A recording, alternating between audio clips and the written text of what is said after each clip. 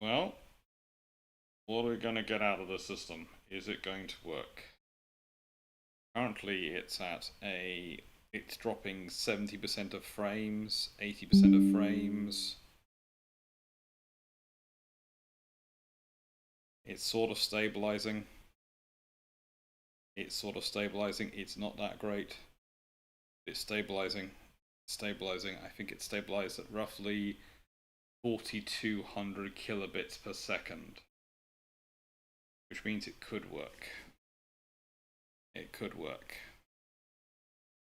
And I think it's gone live, but I cannot check anything else, so I do apologize, everyone. I cannot do what I normally do, which is be able to share things for you, because the moment I click out to go to Twitch, it decides to be annoying.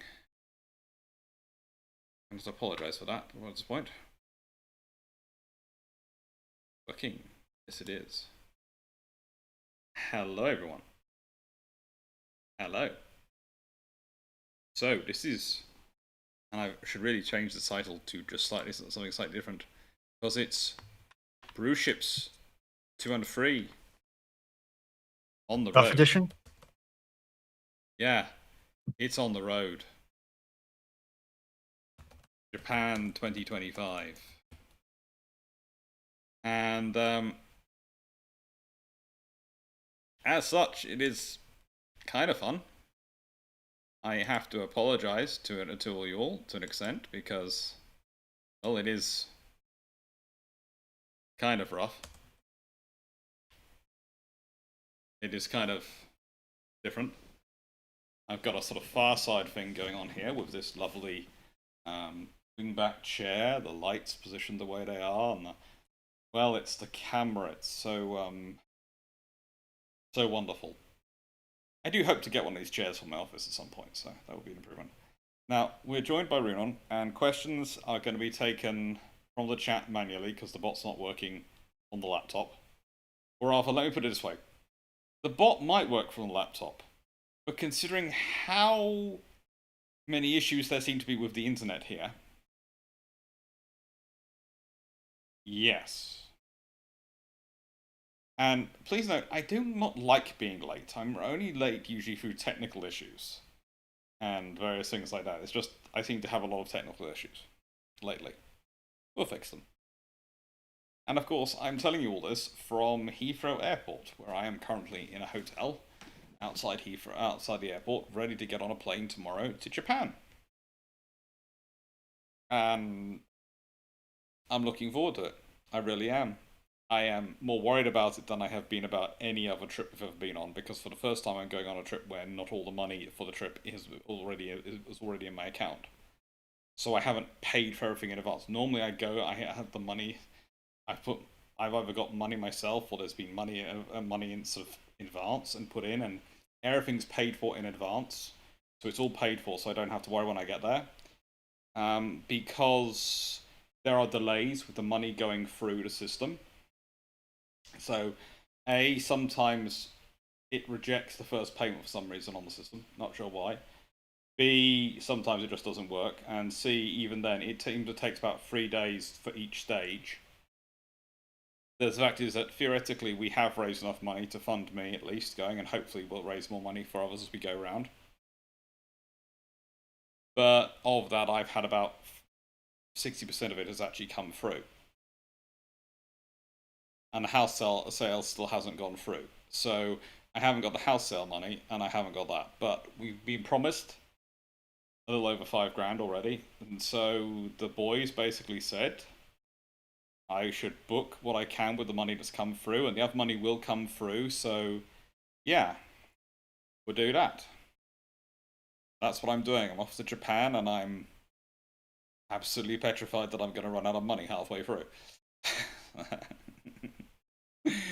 But yeah, I've never done this before, but we'll see. If it works out, then maybe I'll be less worried about things in the future as similar things happen. Oh, how are you doing, Runon? How is everyone?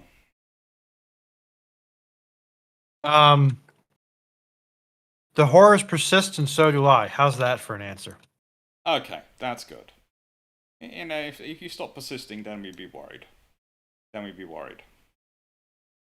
And I'm fairly sure the admins are rapidly gathering questions. I know I do have my phone set up to look at the questions on the question system, so I will still have access to the questions.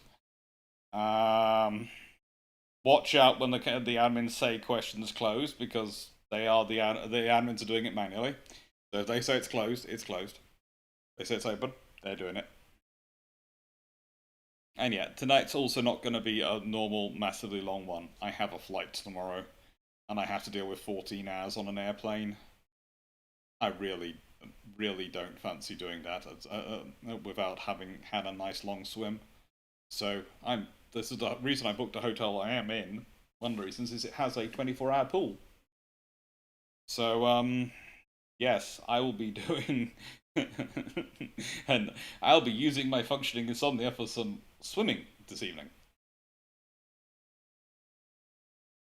And then I'll use my functioning insomnia to scare my colleagues when they're all jet lagged and then looking at me and going, why are you awake? Why are you awake? Why?" I'll be going, "I'm fine." Because you can't get jet lagged if you never get lagged in the first place. Thank you, Michael Cooch. So that being said, what's our first question? Ramol. Do you think the 1990s USS Midway, with today's carrier wing, would still be a better carrier than the Queen Elizabeth class carriers? Um, okay. With today's air wing, it would certainly be a more capable air group because of its size of aircraft and number of aircraft it could accommodate. However, considering its crewing requirements, its maintenance requirements, and the general systems requirements, it wouldn't be a better fit for Britain. And that's the thing. The USS Midway is very much a carrier of the US Navy. And she's there. She's very much therefore a carrier of a nation which has a very large population and is able to afford to use that large population in those things. For nations which have less, they need to have less, and they have to think about these things in different ways.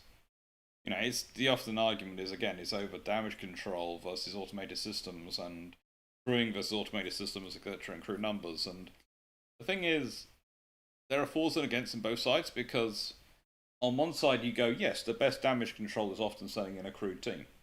It is often sending in a load of squidgy organic bits to do the job. But that's also putting a load of squidgy organic bits in harm's way. And how many of you have got to put in harm's way? So you either need to carry a bigger crew or, yeah. It's all fun. It's all fun.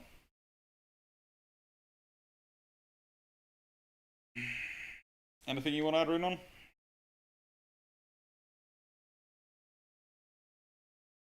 Runon? Night questions will reopen when they reopen. Just hang tight, and we're doing this manually. You are speaking to the bot, so do not pester the bot and annoy the bot. I would not annoy the bot, Knight. I have heard Paul when he gets annoyed with computers or computers on Rise of the Burning Sea. You know, Especially as the bot is currently trying to eat their dinner. yes. Bots which are hungry are not necessarily the most cooperative bots. As to the actual question, I would say no, because QE is inherently a far more efficient design than Midway, because I don't think Midway has ever had a CVN variant, if I remember correctly. Mm-hmm. Did Midway get a CVN, or has it always been a CV? Midway was always a CV. I don't think there's been a Sidway. I mean, there hasn't been yet. There hasn't been. There is a whole discussion about future American carriers and their namings. Right, Eddie Rudolph. What would a naval-centric defense plan? Yeah, it's been a CV and a CVE. Yeah, which I think were the same ship. Also, Castania, it's Sunday. Polls aren't open on Sundays.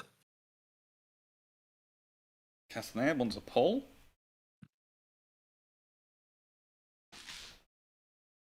I'm just going to grab. No, Castanea wants to know if I should be at the voting booth, and I'm. Oh no. Well, for a look at how things are going on my side of the Atlantic, Fleet can now be classified as a terrorist according to the United States federal government. Wait, can? The obsession with Hosh hasn't gone that far, has it? No, it's the atheism. Oh.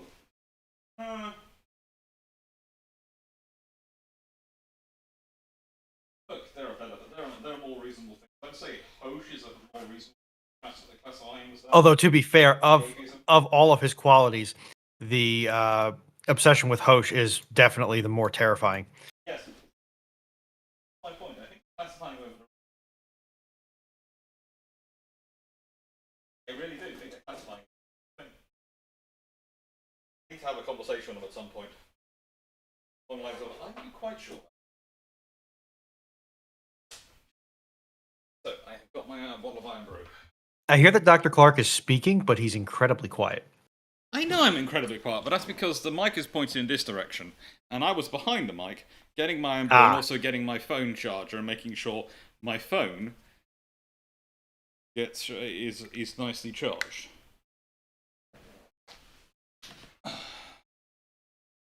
Because if the phone runs out as well, then I'm in real trouble. So Chandler Chandel, Virginia, is currently having its gubernatorial elections, which are for pretty much most every seat in the state capital of Richmond. I think there's also some special elections for some federal vacancies. And we do early voting starting late September all the way up till the first weekend in November in the state of Virginia.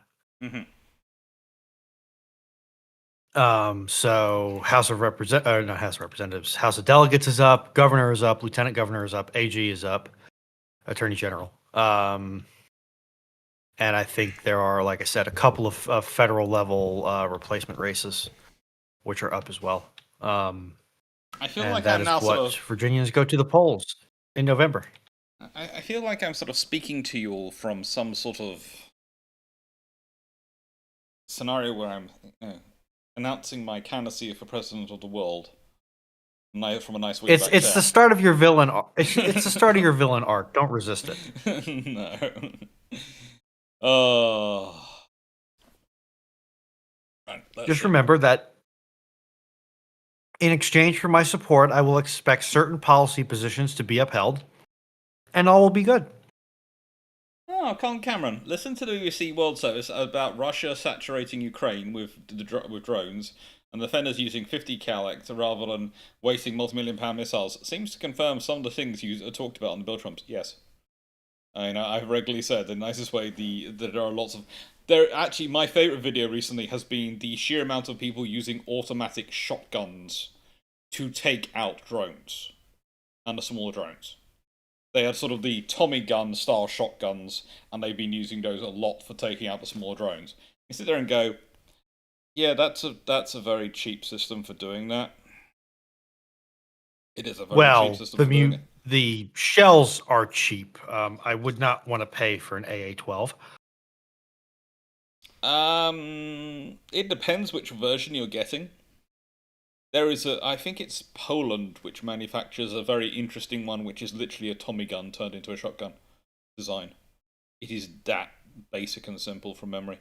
I think it's a licensed version originally of what the South Africans had, the Street Sweeper. I don't know where I'm getting that from, so I could be completely wrong, but it's somewhere in my brain that there is a licensed version of one of those things produced in Poland. All I can say is that your tactics confuse and frighten me, sir. In the nicest way. If you're ever wondering where the really weird and balmy personal weapons come from in Europe, it's always Poland or Sweden. It's always Poland or Sweden. Occasionally, the Belgians Yes. get involved, but the Belgian weapons have a tendency to be absolutely excellent on paper, and in practice, try and kill their users. The P90 is just a fine weapon system. There's no need to be angry about it. Yeah, And, isn't SIG a German company? yeah. But as I've said before, the Germans are very, very good at PR and very, very good at pushing the quality of their manufacturing. The reality and the image can be different. I should get one of these chairs for my for Bruships, but no way. For that, I'd have to have some money. And at this moment, as I have been explaining to people, let's put it this way: every month, the house sale that gets laid, I lose about £5 grand. So if you put that in hard figures, um, for me, it's been 20 grand since June. Similar, the same for my sister, and less for my mum because we said she was not going to have to change do the same amount. But it totals up as about 50 grand extra in interest since June because of all the delays and issues that we've had. So yeah, if you keep having to pay those bills, then what you're going to get is going to be a lot less than what you're planning on it.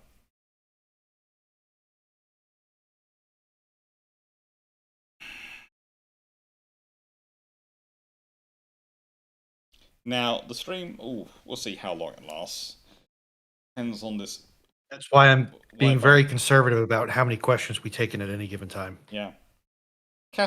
So, Eddie Rudolph, what would a naval-centric defense plan look for the Royal Navy during the Cold War instead of the British Army on the Rhine? It would probably be carrier groups and SSGNs. That would be literally what it would be built around. So you'd have the SSBNs, nuclear deterrent anyway, but you have the carrier battle groups. You'd have an amphibious task group for reinforcing the northern flank, and you'd have SSGNs as well. So basically, the Royal Navy would be going right, and wherever you need, we will turn up and give a massive amount of fire support, and the Soviets won't be able to stop us. We'll either turn up with a carrier battle group and fight our way in to do it, or we'll sneak in with an SSGN and launch a huge amount of them.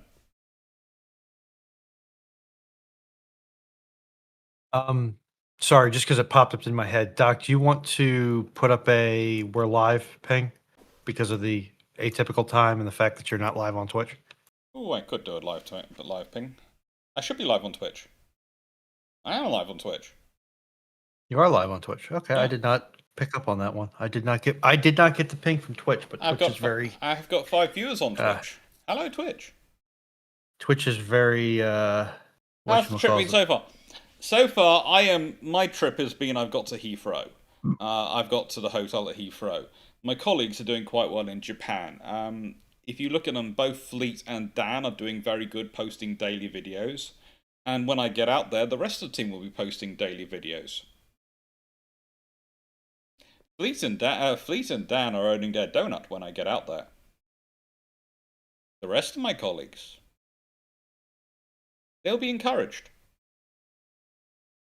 Everyone will be encouraged, and that's one of the things why we encourage people to do the video, do the sponsorship of the video of the Japan trip, etc., and those sort of things, because there are videos the whole way through which just go out to backers.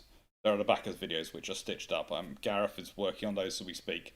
So even though there's been videos I've recorded today of my journey, so you'll see things like my sister waving me off at the train station.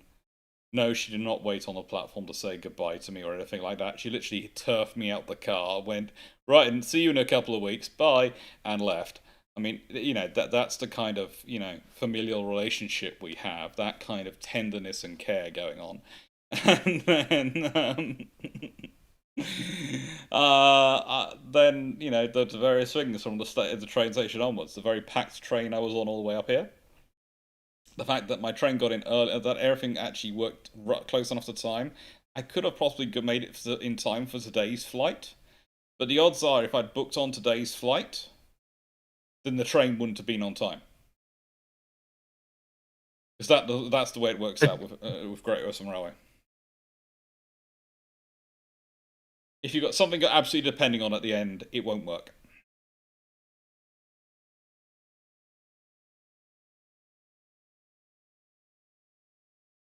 That's just the way it does. But yeah, there's lots of stuff going on the Japan 2025 stuff.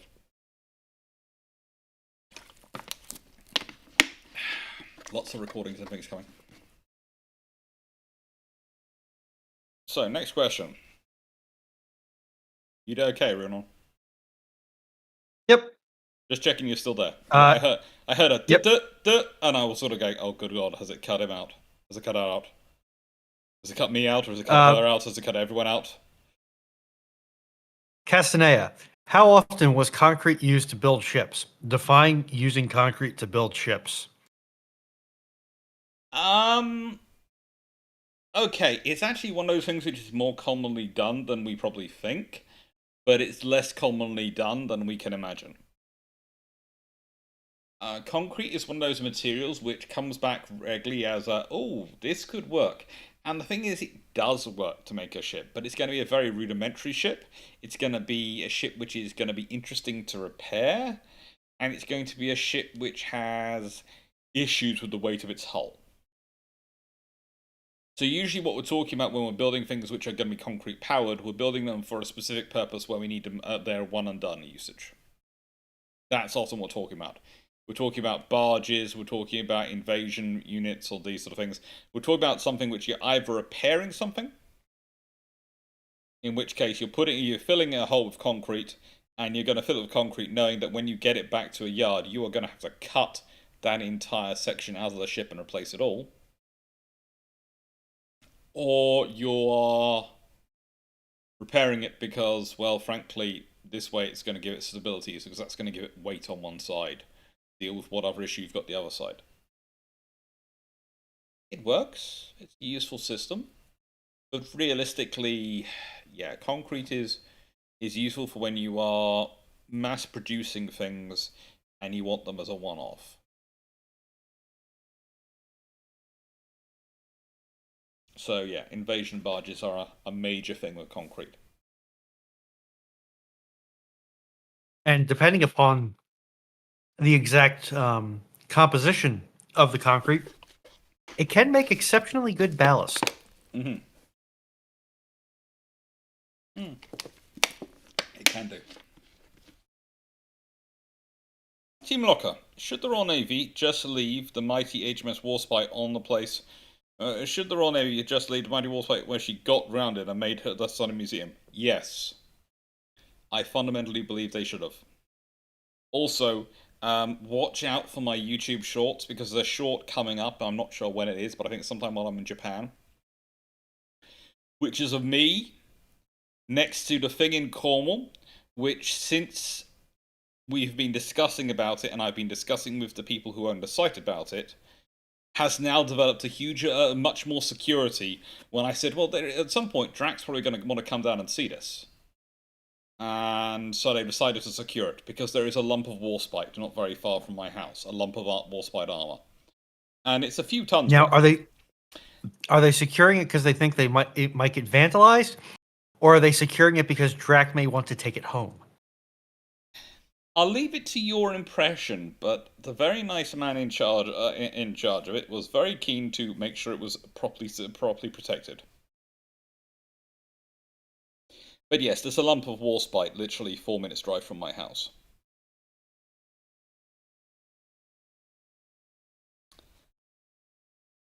Senec Nero, question. As a first-rate ship of the line, how would you board an empty CVN? For example, Nimitz class. If I was the first-rate ship of the line and I saw a Nimitz class, how would I board it? Carefully. Very carefully. I think probably I'd try to get as close as I could and use grappling hooks to shimmy up a load of sailors and try and board and go through it, because I'm not going to blast the cannon to bash into the hull is going to be very difficult, But also, is it going to be necessary if it's uncrewed? Probably not. I can just board through the doors. I just have to unlock And what them. would be the calculated prize money that you would think you would get for such a prize? A lot. A lot. But a first rate does have the advantage in that first rates are quite tall. They're 3 decks, and they will have on them their sort of mass will go up quite high, so they'll probably find it quite easy to get certain skilled sailors up onto the flight deck level. And if you can get the flight deck level and below and start working up and down on a CVN, you can clear it quite quickly. Especially if it's not occupied. Believe it or not, most carriers are not designed to resist boarders because, well, from the flight deck down, because who's going to board from the flight deck on a carrier? They have to get to the carrier first, which means they're having to get through multiple layers of air defense and other security to get there.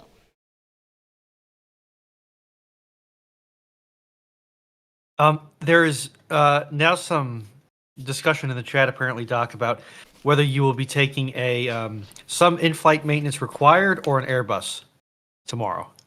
I'm hoping it's an Airbus because it's Japanese Airlines. It's JAL I'm flying. I leave here at about 7 o'clock in the evening, and I get to Japan about 5 o'clock.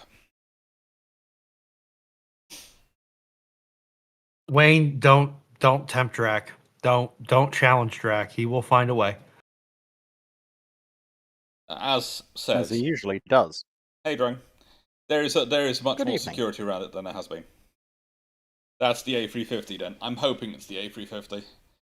I'm hoping so. I'm going to be in the back next to the toilets, though. My condolences. Oh, Foxy. No, back's one of the better one. Mm. One most structurally sound part of a plane. Oh, yeah.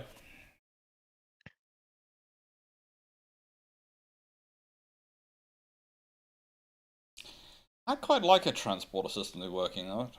I really would. A transporter system could be fun. I guarantee you I would still be late to work. You would still be. I'd be permanently going somewhere nice for dinner. Yes, but your food budget. That's why I'd be going somewhere nice for dinner. It would revolutionize restaurants around the world and be able to go out to eat. You know, nicest way, I could go have dinner in... Which country has really nice, really cheap food? Honestly, Canada was pretty good food cost-wise. Even America was fairly decent, because, let's be honest, at various times I've been there, the pound has always been unearthly strong against the dollar, and the purchasing power has just been crazy. One place I can't recommend enough, Mhm. although not particularly popular, is Vladivostok. Yes, I can agree on that one. The food's good. Unfortunately, the government's a pain in the behind. How much do you think the captured German subtech from World War II played in the development of the Soviet hydrogen peroxide-powered torpedo? The answer is a lot in terms of providing with some of the scientists and the idea it was possible and that they could work on it. But also not a lot in that it was quickly found that a lot of the ideas the scientists had originally come with were completely utter twaddle. And they could do something better. So, yeah. It's somewhere between a lot and nothing, depending on your perspective. Because I've seen art historians argue both very effectively.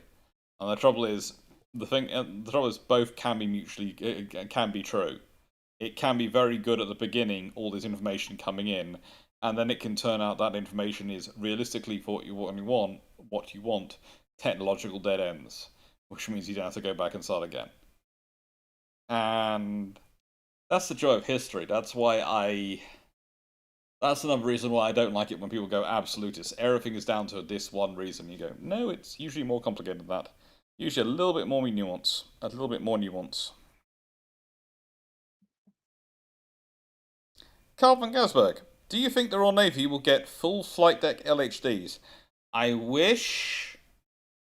I don't think so at the moment, but I am watching the multi-role support ship program. Because that seems to be going down two routes. And basically it's turning into full landing platform dock with added extras. Or theoretically, potentially an LHD. And it's getting interesting what's going on and how how cookies are starting to crumble.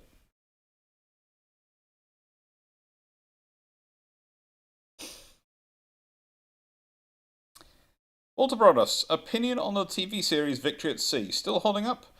Was there ever any comparable series in the UK? Victory at Sea, was that the American one? American series version of it? I think there was. I think there was a series in the UK like that. I think that is that the American one? About World War II. I think it's the series which is about the World War II in World War II at sea.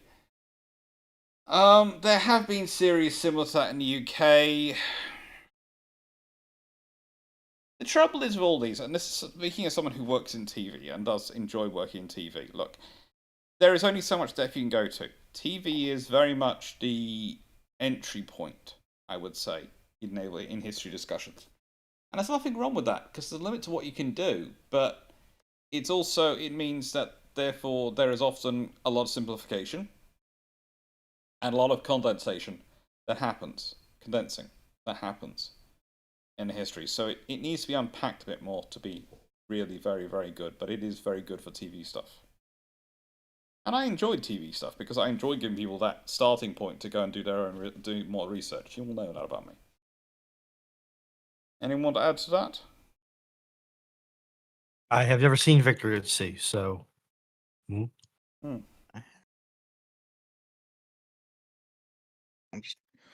I don't think I have either.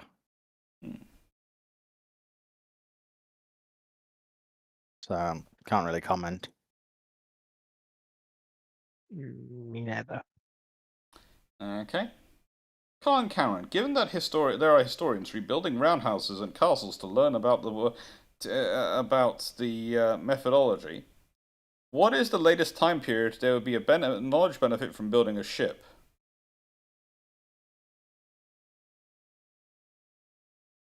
Ooh, honestly, we could probably build one from World War II, and that'd be quite useful because there are a lot of techniques which have been lost even from that period. Let alone going further back than that. Yeah. Didn't the British Archaeological big one in London redo a Babylonian basket ship to see if it would actually work a couple of years back? The round ones that are used on the Atreides. Yeah. OBS just violently crashed. Cool. Thanks, OBS. And I remember that because they were investigating the origins of the Noah's Ark myth.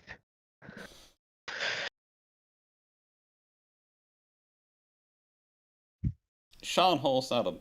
I wish there were more 3D animated history shows instead of just people talking about aliens or impossible superweapons.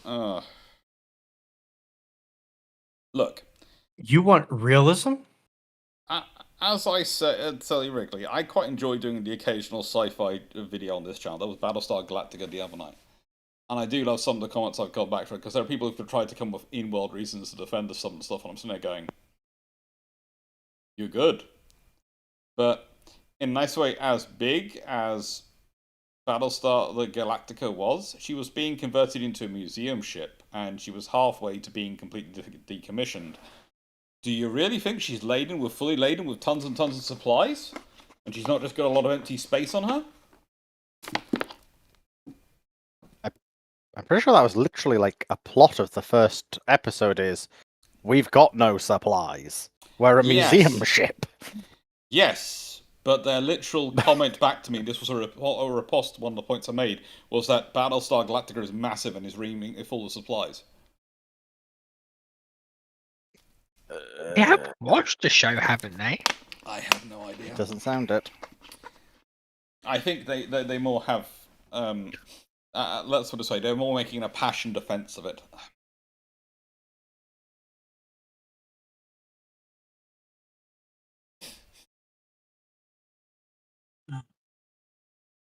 Yeah.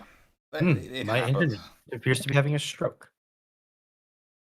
Daniel Phillips. The Lord Nelsons are built with 14-inch guns from Vickers, so Ellswick, to speed up Dreadnought's construction. How do they perform, and what effect do they have on British battleship design? If Lord Nelsons are getting 14-inch guns, then so's Dreadnought. Because the Lord Nelsons are ordered before, and their guns are part of their chain of guns, are part of ordered in terms of Dreadnought. So if you're ordering 14-inch guns, which you could do, Ellswick are doing a 14-inch 45. It's about the same level as in development as the 15-inch gun was when it was ordered. So a 14-inch 45 starts off the British Dreadnought program. The one problem you have with the British starting off the Dreadnought program with a 14-inch 45 is that there is no scenario where the Germans are going to sit there and go, our 11-inch now ranks in equivalent to the British ships.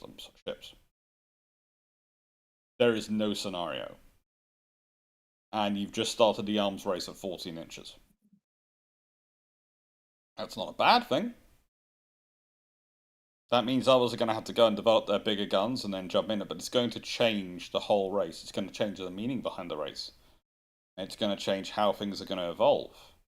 Because again, 11-inch guns, they're good. They're capable. The Jones always said, look at how capable are 11-inch guns. But even the best 11-inch gun, they've got 14-inch guns, and they've got 10 of them on their ship. The same design as the original Dreadnought. 10 of them. They've got an 14-inch gun broadside. That, by the way, is equivalent to a 12-inch gun broadside. So our 11-inch guns, do they really rank in against their on a broadside? Do they really rank in against their 14-inch guns? No. So you start off with that, you're going to have a very different scenario. But I'm going to hand this one over to our resident, how do I put this, scary constructor of the various games being played, known as Foxo, because she does like to put the very big guns on her ship. So what happens if Lord Nelsons and Dreadnought start out with 14-inch guns, in your opinion, do you think, Foxo? It's an escalation trap. Mm-hmm. Oh, yeah. And you're getting nowhere near the amount of Dreadnoughts, because for a game that's being played, we're looking at the cost between the Dreadnoughts and the Super Dreadnoughts. And that's a very quick... Go on. I'm just saying hi to Sal. And I would have loved to be the yes. HNSA, but I didn't. The house sale hasn't gone through yet, so I have no money to do any of these things. But I would love to have been there, because it always looks like an absolutely fun thing, and Track gets to go over here. Please carry on, Foxo. I'm sorry to interrupt. And basically, we were looking at the difference in costs between the Dreadnoughts and the Super Dreadnoughts. Mm-hmm. And the cost when you go up to the 13.5-inch gun and the 14-inch gun skyrockets before skyrocketing again with the 16s. Mm-hmm. And when you start spiking costs like that, you suddenly start getting a lot fewer ships very quickly. I think you get more capable. Yeah, I think. I don't think you'd necessarily get, and I have a reason for this, I don't think you necessarily get fewer ships in the first wave, because they're already building the bare minimum, as I've talked about before. They're building a bare minimum in the first wave. I think it's going to be the subsequent waves that it's going to be affected, but you are right, you do tend to get fewer ships, but... Yeah, fewer ships, and probably... A part of me wants to say a more conservative set of ships. Yes. Because our country's going to be willing to spend that much money on a ship that 50 chance it doesn't work. The other interesting thing is going to be, of course, if it's a 14-inch gun ship, you think it's going to be that much bigger, that much wider, so that much longer beam, and that much wider beam, that much longer length. Is it going to be a 24-knot ship, because you can get that many extra boilers in it? Yeah, and that spikes cost again, which means after the first generation, Mm. you get a lot less of them. Yeah. But it's Um, going to be interesting. 24 knots and 14-inch guns as the baseline for a dreadnought is going to. Think about it. There's a few classes which are technically historically add into the dreadnought numbers, which might get moved into the semi-dreadnought category because they're not going to have guns which rank in with the 14-inch guns and the 24 knots. Oh yeah, and I Game you think- questions are closed. as much as Fleet likes it, I don't think you're getting a ship like getting anything like the Hispanias No, in this timeline, no. or the Action Corps, or probably a lot of the South American dreadnoughts. I think you could Because you're still get the South Americans because they're buying one-offs basically. And so Yeah. what they'll do is they'll buy a one-off, but it'll be a different than it was historically. I say that because you're looking at a ship 3 or 4 times the cost of what they bought, Yeah. and the South American countries were struggling to pay for the ones that they got historically. That's something I was going to mention. Kind of. You've got, because this is actually an interesting thing with Rio de Janeiro, the second class of Brazilian battleships. They actually were proposed a 14-inch design, which would have been 6 twin 14-inch. But it actually came down to cost-wise, from what I remember, that the 14-inch guns were too expensive, so they settled instead with cheaper but more 12-inch. Yeah. Because actually, even with having to lengthen the ship slightly and change its internals, it was still cheaper to go with 7 twin 12-inch than 6 twin 14-inch. Well, that might be what they end up doing. It might be that you have a whole second-rate class of dreadnought. You have a dreadnought first class and a second class dreadnought being produced. Because let's be honest, first class and second class battleships are a thing in this period. HMS Renown is technically a second class battleship. We might consider the proto battle cruiser, but she's technically a second class battleship armed with her 10-inch guns, when all the rest of the Royal Navy battleships going around have 12 or 13.5-inch, or even 16.25-inch. I thought the second class battleship died with the pre-dreadnought, with the last one being Swiftsure. Pretty much, that's when they do die, but that's not that long in our timeline. If you think about it, before Woodstock, that's less than 5 years. So someone could go, right now, I want to order a second-class dreadnought battleship.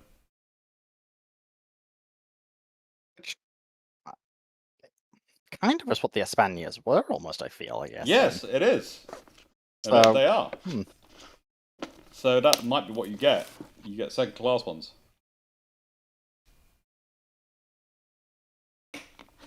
That makes sense.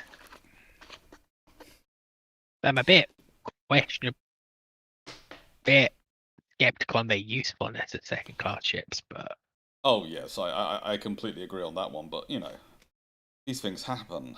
One of the fun things of life. It is completely a questionable scenario for them. I think.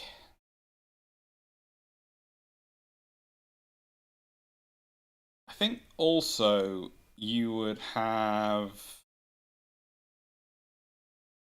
a fair number of. It's gonna sound strange, but if Dreadnought starts off as 24 knots and has 14-inch guns, it's gonna be that much harder to go for a battle cruiser, because your battle cruiser cannot start at anything less than 28 knots. And that's really quite difficult to get to in the Invincible period. So you might have another generation of armored cruisers. You might have some true Dreadnought armored cruisers produced. what? Talking like 8, 9.2 inch then? style ship. Yeah, something like that. Because think about it. If you think about the Invincibles, their top speed, and then you think about if the Dreadnought's now top speed is now 24 knots. 25 knots ain't gonna cut it. No, 25 knots is a case of, oh, we can do 25 knots. We can do 24 knots. We're packing all the armor, and we have 10, 14-inch guns. You've done all that for a knot of extra speed? That's they've got to have a minimum of 27, 28 knots as their speed. Before I think else, one of the dreadnoughts kind of supposed to be protected from their own guns. Yes. So at this point, you're going with a much larger version of Dreadnought. Yes, it would have to be scaled up, which is one of the reasons why I'm saying it's going to be about 24 knot ship. Because the length to beam ratio is probably going to be modified, and speed up. What? High 20,000 tons for the ship? Yeah. You're probably talking about adding about what Foxy? So wouldn't you actually be able to get a 28 knot battle cruiser if you wanted to go to 28,000 tons immediately? That's relatively well protected. Well, yes and no. You see, the reason yes and no is if you're already building up the battleship that much, and it's got that much of a speed, the other limitation you have at this point is the power density and the amount of the power generation you can get out of your turbines. If you look at the power profile for the Invincibles and the number of boilers they have to be able to get the speed they have, and then very quickly things improve, and that's one of the reasons why the Lions can come out the speed they are able to, is that it's going to be difficult for them to get something with a 28 knot speed advantage, invincible sort of equivalent invincible sized. To be able to get that 4 knots extra speed advantage with the tech they have at the time. It could delay the battle cruiser, I think, by about a generation on its historical, so you don't get the Invincibles.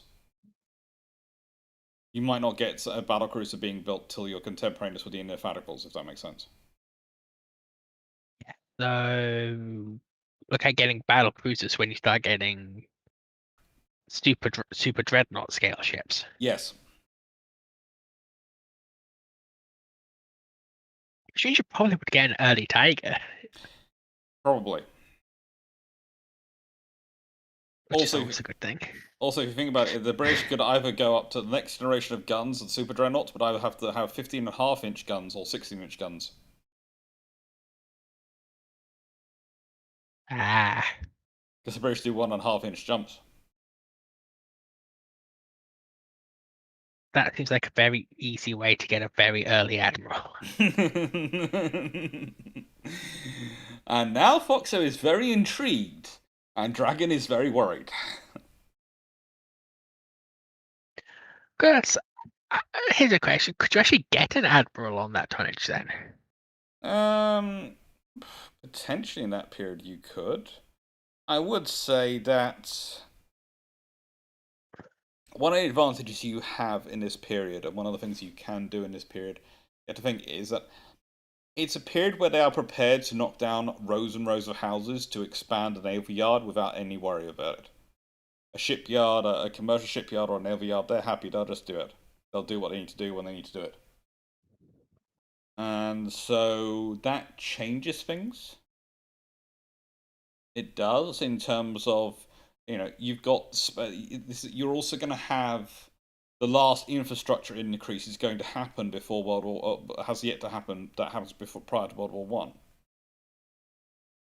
So if you start off with these much bigger ships at the beginning, you're going to have a much bigger infrastructure boost at that infrastructure acceleration point. So that's going to change, because just remember the last one was in 1910.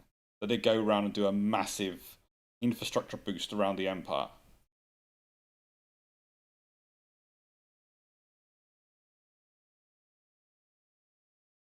So you would actually have the political will be the right term? Yes, and the money. Yeah. So how far do you think would it escalate? Because World War One's on the way. Well, you're basically starting your ships a generation up from what they were historically. So, by my guessing, you'd be somewhere around 18-inch guns by the time you get to World War One. The German military-industrial complex is in danger. Yeah, I think in nicest way, the Kaiserlich Marine drops out probably not in 1914, but we're probably talking dropping out. Well, 1913 is historically when they actually drop out of the naval race, realistically. They're no longer able to compete, and then it's not, because the funding's just not there. It's going to the army, and the navy's not going to get it. In this scenario, it probably happens earlier. It could happen as early as 1911, 1912. Because you think that next generation is going to be, they're going to be just have raced up to try and get something to equivalent to the 14-inch gun, right? Yep. And then the British are going to, and then the British are going to go, okay, don't worry, we're on a 15.5-inch gun now, or a 16-inch gun. That is a brilliant idea, though. The 15.5-inch gun. Yeah. 15.5 inches. Meanwhile, quite cool weapons. The accountants for the Kaiserlich Marine is just like, why? Why are you doing this? Also, you have to remember, it would be a 15.5-inch 45. It wouldn't be a 15.5-inch 42. Yes, Knight. As I said earlier, I'm going to be very feathering on the throttle of questions tonight because of the current technological and logistical situations that we are encountering. The scenario then goes on is that you end up with the Royal Navy possibly having a 17-inch 42 for World War One. A 7. Would they go for a 17-inch? Well, if you consider the 15-inch 42 was made by taking the 13.5-inch 45 and relining it to make it a 15-inch gun, to an extent. So if you take a 15.5-inch, which would be the one they'd have, and then you reline it to make the next 1.5-inch up gun, you end up with a 17-inch 42. Okay, because I was under the impression that 17-inch guns were pretty bad. Not necessarily.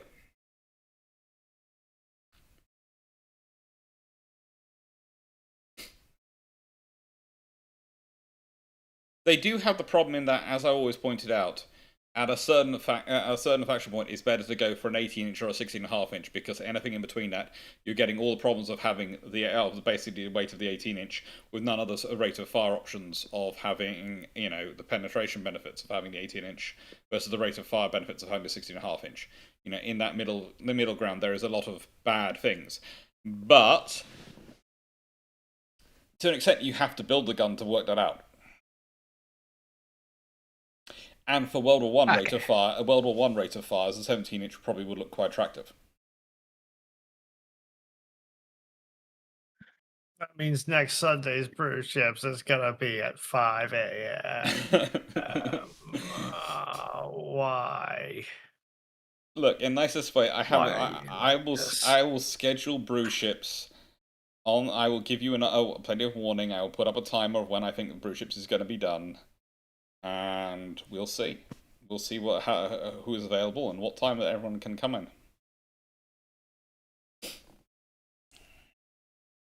But I'll do it as I go.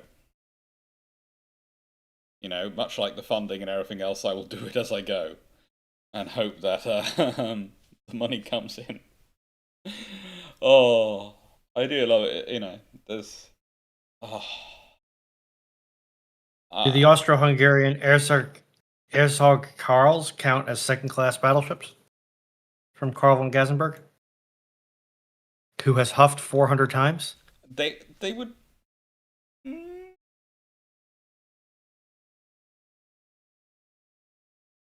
There is a plausibility there, but that's not their primary role from memory. But there is a plausibility there. You have to remember, a second-class battleship like Renown was a battleship which could do the cruising role as well as the battleship role. And this is the point about the point I was making about her being a proto battlecruiser, because she really is. Poseidon, your Twitch question hasn't been missed. I'm fairly sure it's in there somewhere. If it has, No, it almost definitely has, because I have only been paying attention to what I can pay attention to. Okay. I got you now, though, Poseidon. Yeah, it's got Poseidon. Don't worry. Waiting toward a science technology. What would be the optimal force structure for each Dominion today? That really depends on what you want to do with them. If you're just looking at self-defense forces, then pretty much every one of them needs to invest in SSKs and various things based on that in terms of giving them debt, strategic debt from a naval perspective.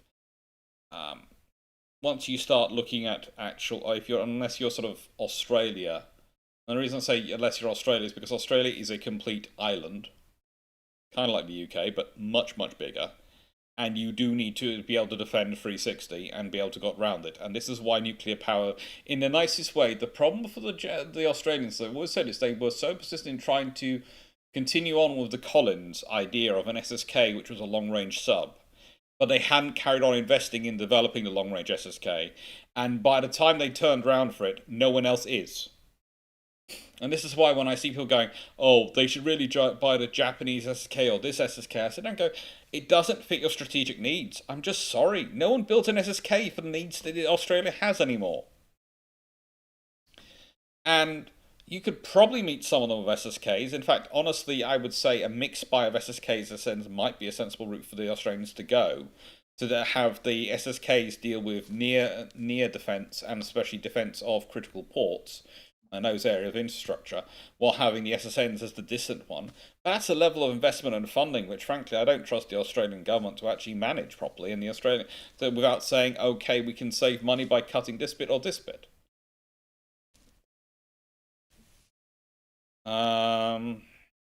That's the reality.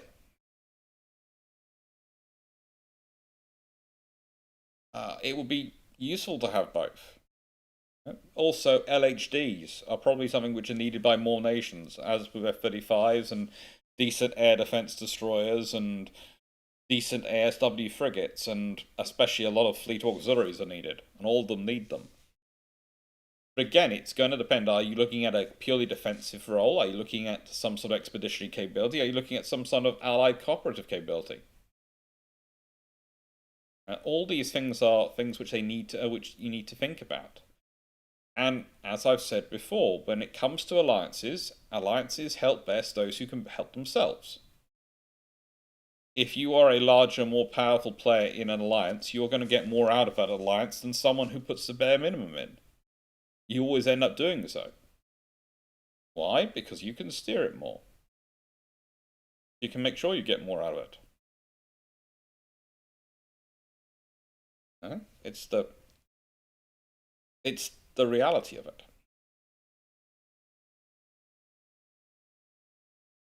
I would say also, probably, and this is going to sound terrible, but it might even sound blasphemous to some people, but realistically, if we're talking about the needs of most nations in the Dominions and most of the Western nations, you are more likely to need a Queen Elizabeth-style aircraft carrier than you are a Gerald R. Ford.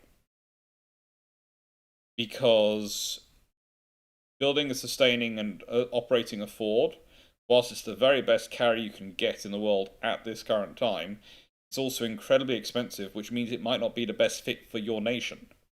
It's the best on paper, but is it the best for you? Do you have the escorts? Can you produce the air group? Can you do all those things? And this is where the Queen Elizabeth class comes in. It's the Queen Elizabeth class is the 85% solution.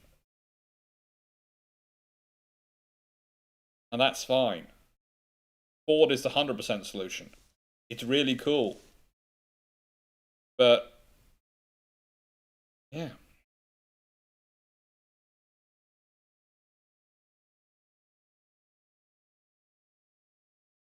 And Wayne citing assume 5% GDP for trade lane protection. I wish we could assume 5% GDP is more than they usually spend on defense entirely at the moment. Most of them. By a long margin. Chandler.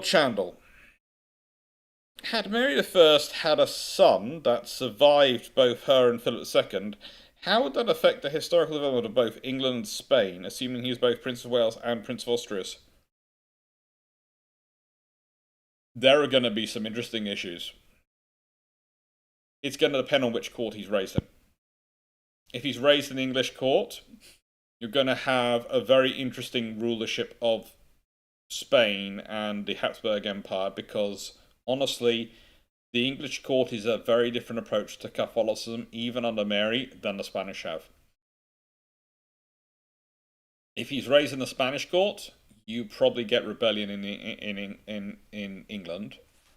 I'm not sure how long it'll be tolerated for, because of what he'll be used to. It's going to sound strange. It's easier to go from a less authoritarian monarchy to a more authoritarian monarchy and be able to run it than is to go from a more authoritarian monarchy to a less authoritarian monarchy. That was one of James I's issues when it came to, James I and VI, when it came to moving into England. He was used to Scotland, which was in many ways more authoritarian. The Scottish king had more direct control than the English monarch. The English monarch had already started in the period of Elizabeth to move from being a direct manager to a direct influencer of events. If that makes sense. So, yeah, it would be interesting to see how it happened. I would be tempted to think that in terms of development, you would have a schism at some point. A big one.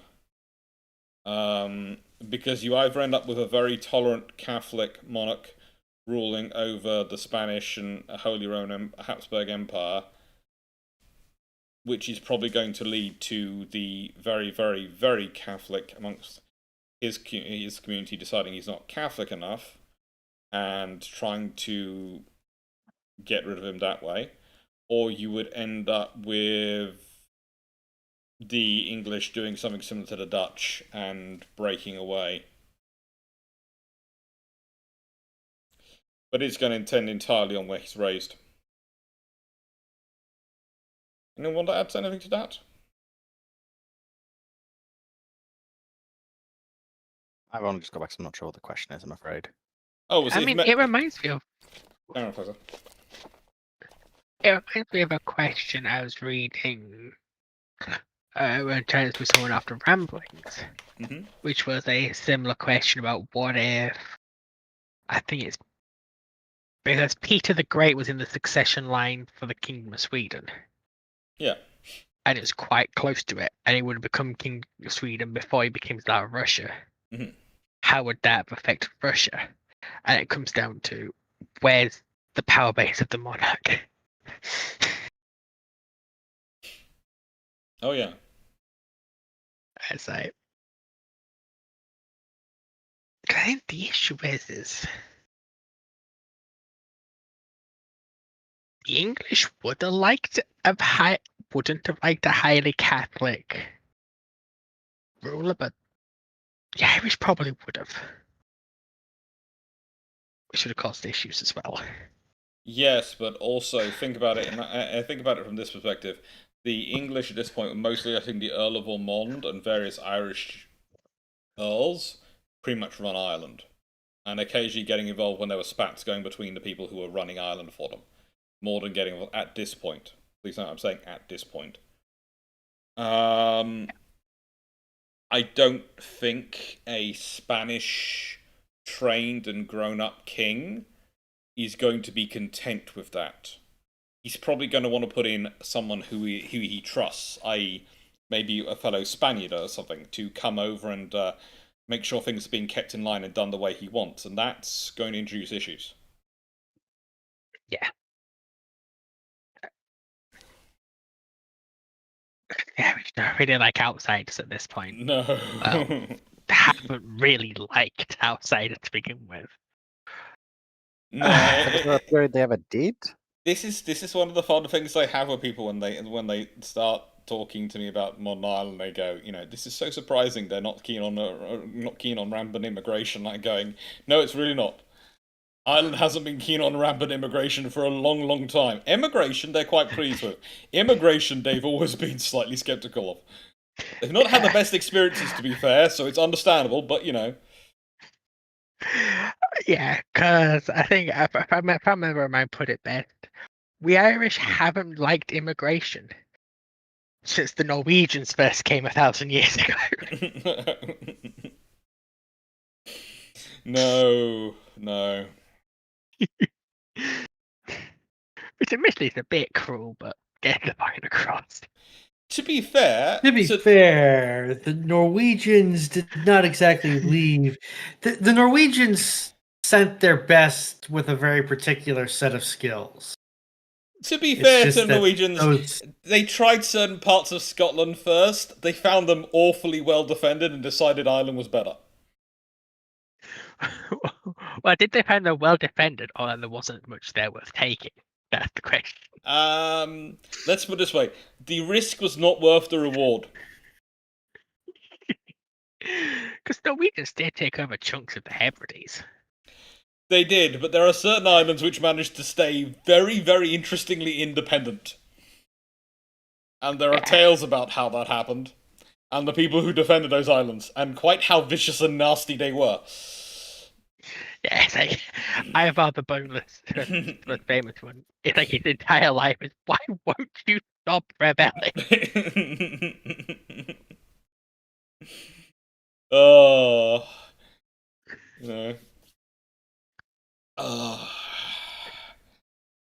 So, with that being said, Daniel Phillips, the Lord Nelsons are built with turbines. With what sort of speed are we looking at? And how does this affect the comparison to the dreadnoughts for the RN? Probably looking at, again, 21 knots. And honestly, if they're doing 21 knots and they're looking for an advantage, then the RN is going to push the dreadnought up to 24 knots. 24 knot dreadnought design. If they're getting turbines in that generation earlier in the battleships. And also, you have to remember, the Royal Navy usually does 3 changes at a time. So the change for the dreadnought was the all-big gun layout and turbines, right? So those are 2 of the changes. And direct-to-fire and various fire control systems as third change. If you already have turbines, that's going to be not enough of a change. That's not going to be enough. Super firing? You possibly Fisher gets persuaded on super firing, but that's definitely just going to make sure it's a 24 knot ship.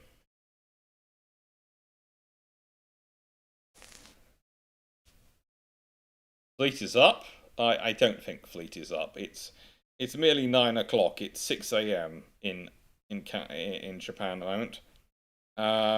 Let me check the WhatsApp.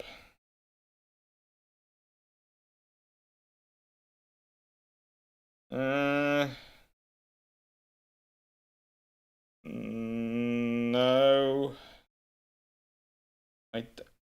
They only went to sleep about 2 o'clock in the afternoon for my time, so I don't think they're going to be up yet. If they are, they're probably just, doing the early things. Plot twist. Garius went on a wander. Garius is not out there. Don't tempt it. Garius is not there at the moment. Garius is not there. It is literally, at the moment, it is Dan, it is Glyn, it is Drac, and it is Jake. It is Fleet. Okay? That's who out there. And currently, 3 out of 4 of those are suffering badly from jet lag. And Dan is giggling.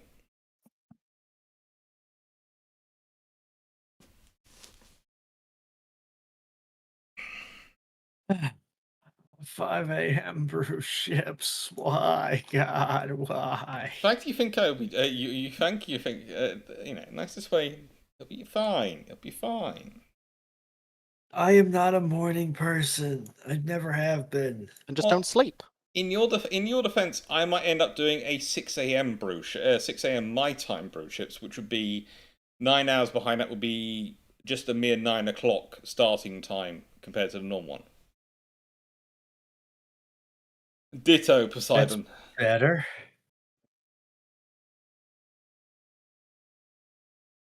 Poseidon, you are a mutant and a heretic, and you should be treated accordingly. Morning people are strange. Look, Morning people aren't people. In the nicest way, I don't know what is this weaknesses you keep talking of, needing to sleep. I've been over this before. You don't need to. Sleep is just a waste of time. Team Miloka. The Hosh of Oceans, will the Hosh of Oceans do a live where he's going through a local cuisine in Nippon? No, but I have been trying to make him go and try the various Japanese takes on a Yorkshire pudding.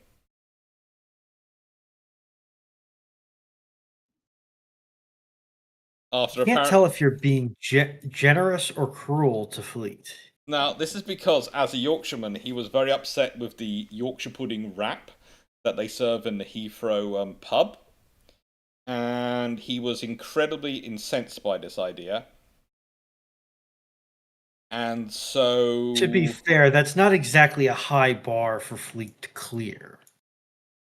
So now we are going to take him around every single Yorkshire pudding I can find in Japan.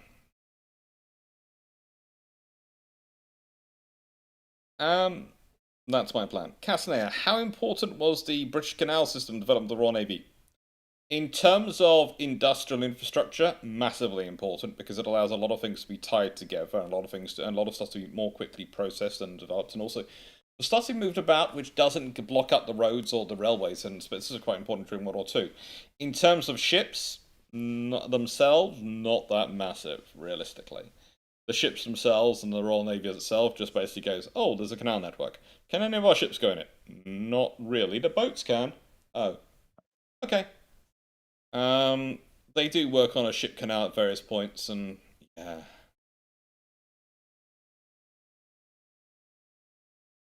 Seneca, you found a twin of Fleet on YouTube. I am concerned. I am frightened. They're an English teacher. Oh, I know who you're talking about. The English teacher in America. I know who you're talking about.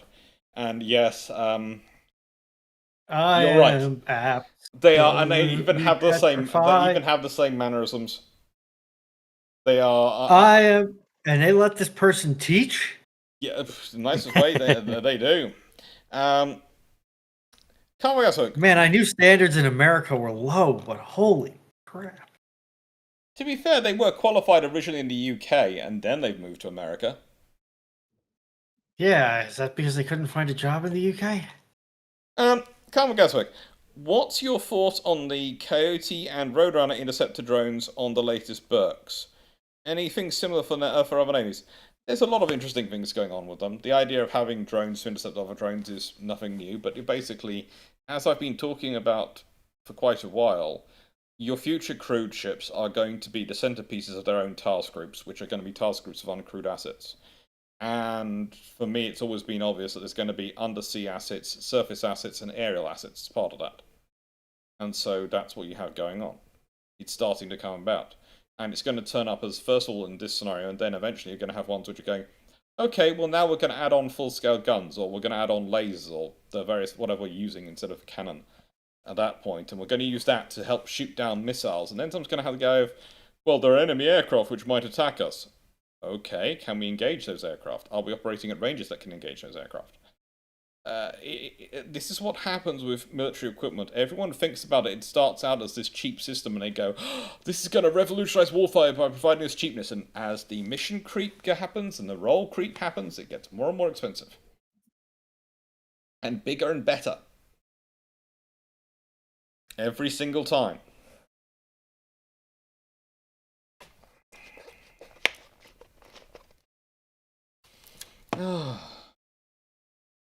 Yeah, Stafford. That's exactly where my mind went when I saw that naming nomenclature. Oh yeah. Also, nicest way. Can I just say something? I don't usually get. I usually try and avoid the politics stuff to an extent in terms of expressing an opinion. But can I say, if all you're doing is doing a big speech, bringing admirals, generals, and all the senior officers back from around the world to attend your speech, that's not really a smart decision.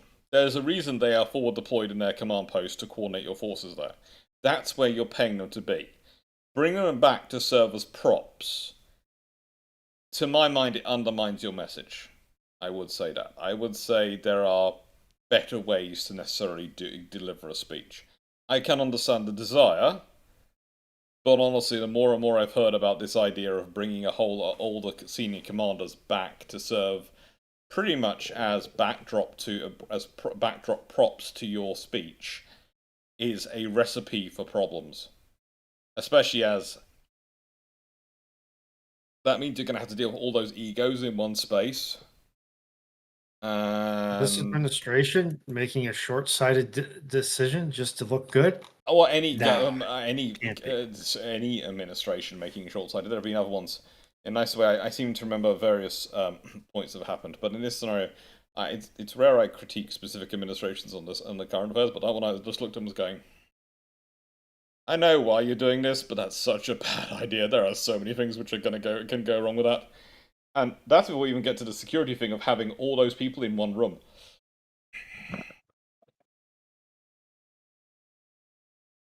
If that is not one of the most heavily defended sites in the world when it takes place, there are going to be problems.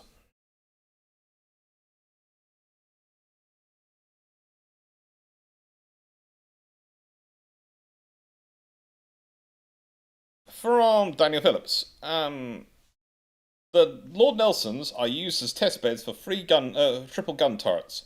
What is the likely outcome, and how do they affect the second generation of dreadnoughts?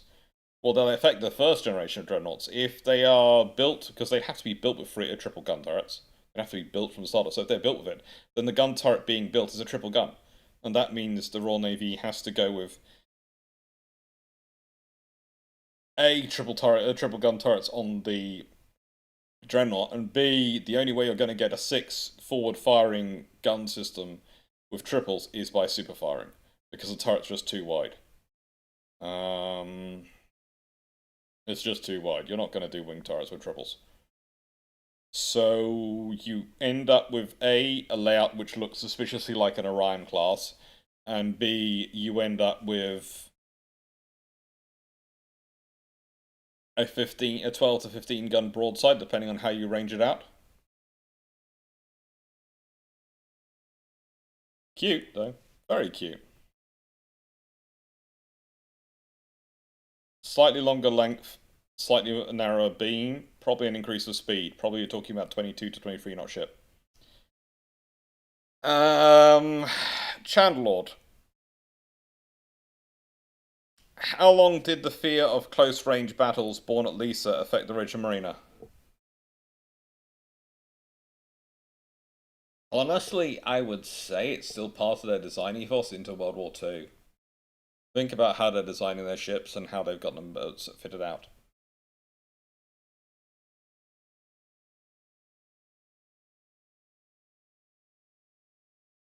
That's the reality of it.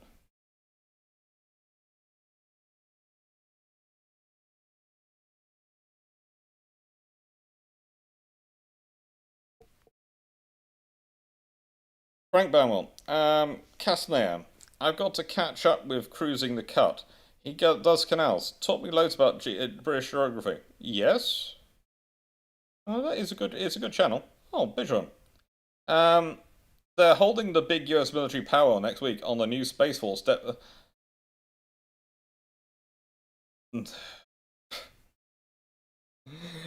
Oh, they wish. They wish. Hopefully it is something that benign. Let's be honest. Banal. A Death Star would be quite fun as a CDUS building.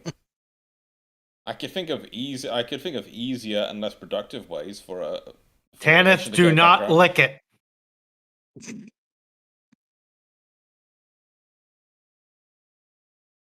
No licking.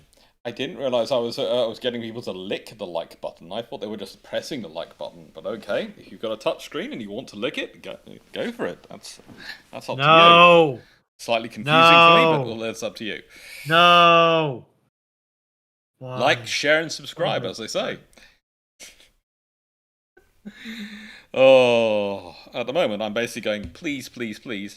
If you donated the Japan trip, check you've had all the money's gone through on those things at the moment. That's the thing I'm actually telling you all to do. Because, yeah, some of the No, checks God, no. I'm going to start timing you people out. What are they suggesting you lick? The like button. The like button. And some depraved individual has said, do I need to like it with my own tongue? Or lick it with my own tongue? Well, you can lick it with your tongue or question- anyone else's tongue you've got available. If Guess you've got who- other tongues who available, else's tongue are you gonna use. You know. Hello, Hannibal Hector. How are you? I must say, I'm a big fan. Oh. People concerned the bejesus out of me. We know we have quite a heavy academic crowd watching this channel occasionally, you know. Nicest way that the odds are, you know, if anything, if cinema and cartoons have taught us anything, people with advanced degrees can often be encouraged to go to the dark side. Yes, because I have to deal with the idiocy of the rest of us. No, I would Yes, say it's because Bjorn, the academic it's system shipshape.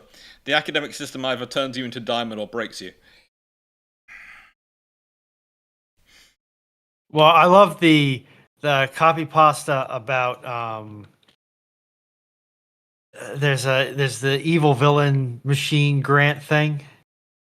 Yes. And what they found that people were doing is grad students who needed extra money for their research project would just take their research project, attach the puppy smashing machine 9000 to it, and then try and get a grant for their research project.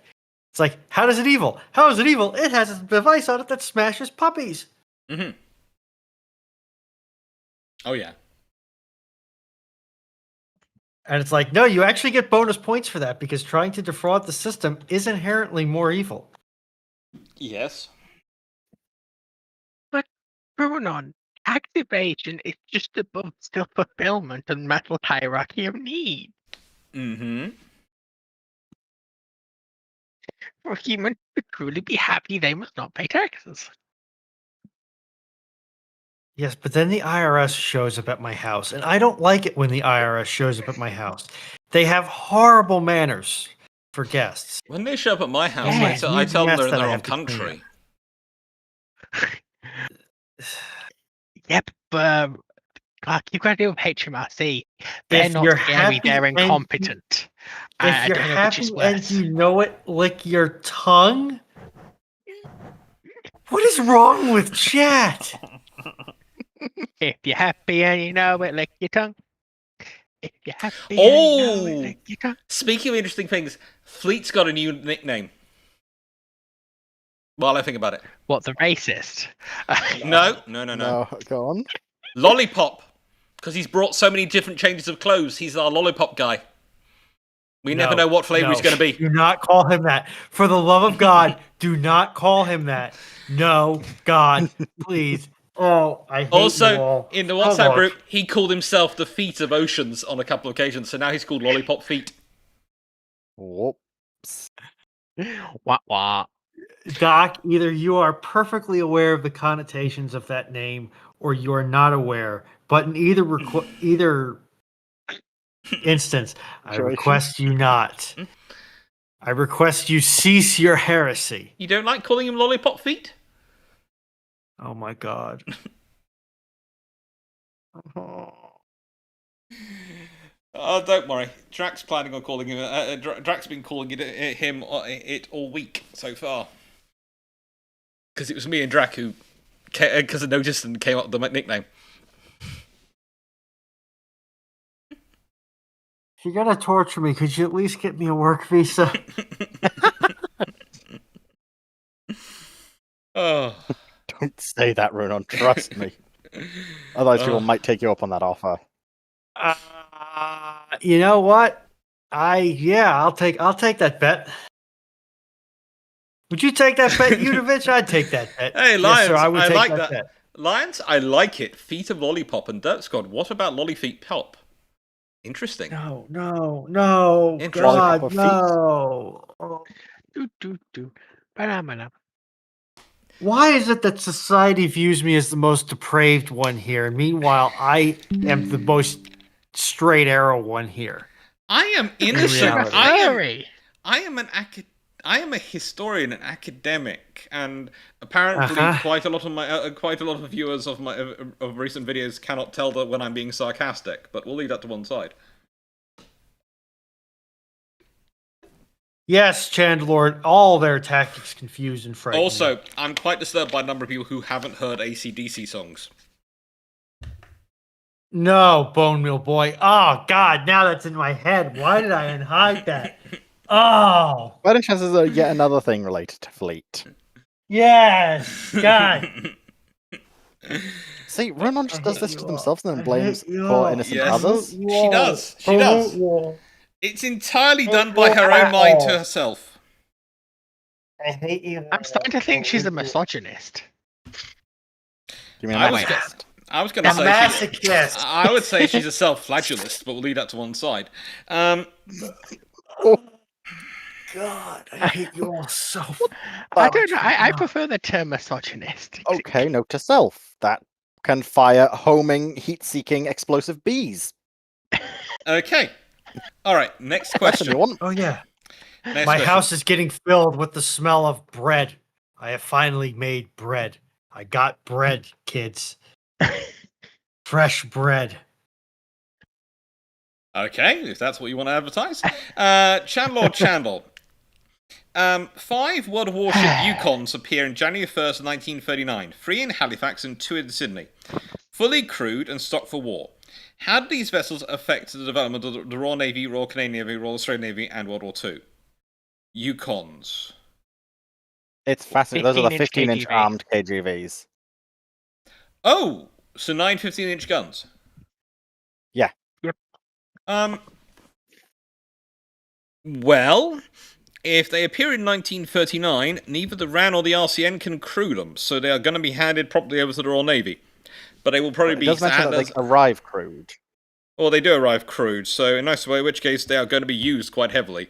There's going to be 3 helping out dealing with the Norway campaign, because they worked up by Norway, and there are going to be 2 doing the whole deterrence, probably assisting with the Mediterranean, and also doing deterrence of Japan stuff, because those 5 ships are going to be interesting, because you add them in, and you think about it, what they do in 1940, how much force they had on. You had 5 of those on. You've got King George V coming. You've got the 3 battle cruisers. You've got Rodney and Nelson. You've got the 5 R's and the 5 Queen Elizabeth. So you've got already 16. Add on another 5. You've suddenly got 21 capital ships in the British and Commonwealth fleets. That's useful. Isn't that approaching the actual number that they said they would need? Yes, the British were aiming for 24. To operate that. So 21 suddenly gives them a lot better odds. Yes. Of what they want. A lot better odds, and it also makes it far more... If you think about it, if you've got 3 sitting in Halifax, and they are then forward deployed and are sitting as part of the operation in Norway, those things, they are fast enough that if they're tootling around, one or two of them might be with renown, or something like that, or near enough by, when the whole engagement is going on Sharnos and Gneisenau. And if you have 2 of those arrive, well, depending on the direction they're coming from, Sharnos and Gneisenau get handled very roughly.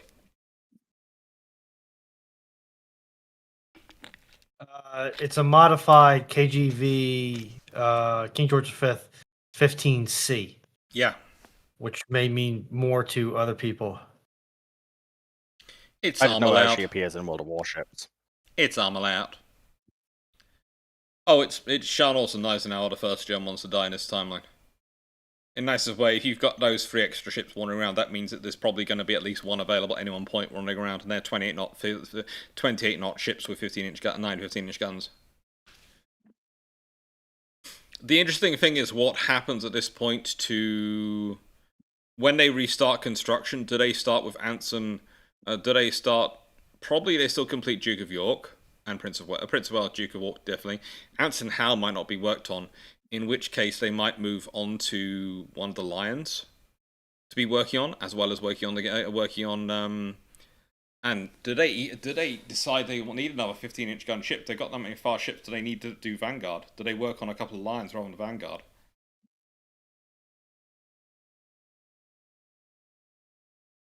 Would Italy still join the war? There is an interesting question. That is a very interesting question. Basically, if the Germans get it, it's going to depend what happens in Norway. If the Germans get mauled in Norway, and that goes against them, whilst that might not affect the ground campaign too much in France, because this won't change the ground campaign that much, if the German Navy have been knocked out and now as much as they can be at this point, and they haven't taken Norway, then the Italians are going to have to think about how much the British naval strength is going to be in the Mediterranean and able to be deployed in the Mediterranean, and that's a problem. That is a real problem. Because as we talked about, Taranto, if it's a multi-carrier attack, suddenly turns into a very different scenario for the Italians.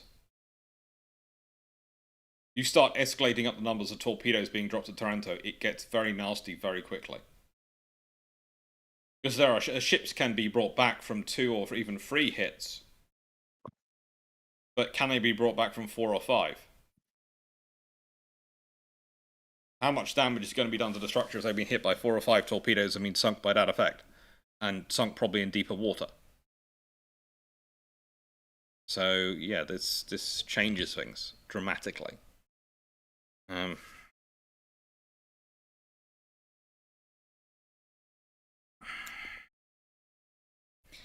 So, Poseidon 7307. Britain joins Japan in the Russo-Japanese War, February 1904. How might this development play out in Europe at a time if Britain is completely committed? If Britain joins, then the Russian fleet never gets to the Far East. There is no reinforcement of the Russian fleet ever going out to the Far East.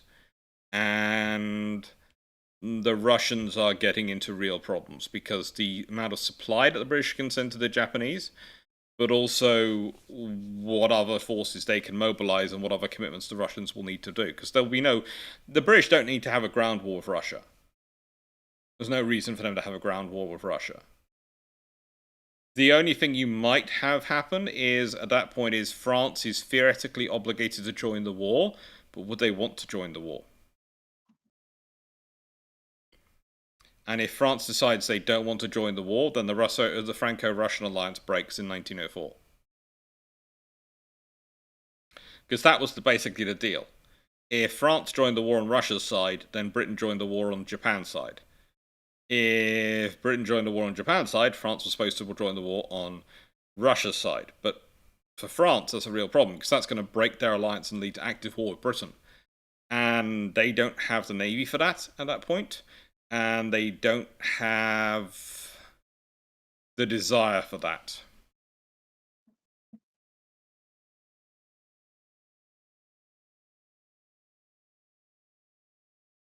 Look, Chandler, I have a nicest way. The only point at which the Gilio Cesare gets into trouble at Taranto is if you turn up with a couple of squadrons of skewer dive bombers. We've talked about this before. Basically, there is one carrier which can turn Taranto into death of Gilio Cesare. That is Ark Royal, which is going around with skewer dive bombers on board. Everything else, no. Have you got skewers? Nope, not going to work. Just not. Oh, well, that's a pity. What do you all have a view on the British joining the Russo-Japanese War?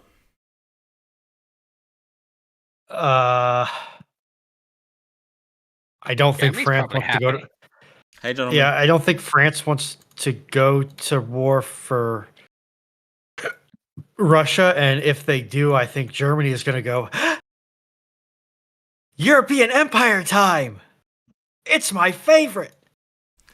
Yeah. That is a strange option you might have, in that if Britain's backing up Japan, Germany could go, well, you know what? We're going to join. We're going to back up Japan as well, and we're going to go to war with Russia. Because at that point, Russia's going, Okay. Small point of order here, AC-75. In order for the Doctor to be powering through jet lag, he would have to get jet lag in the first place, which would require him to sleep. You know what he doesn't do? He doesn't sleep because he's a mutant. Therefore, there is no jet lag for him to power through.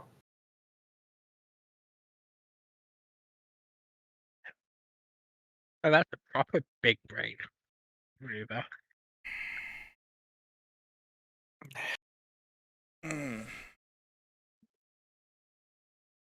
You can't get nightmares if you don't sleep.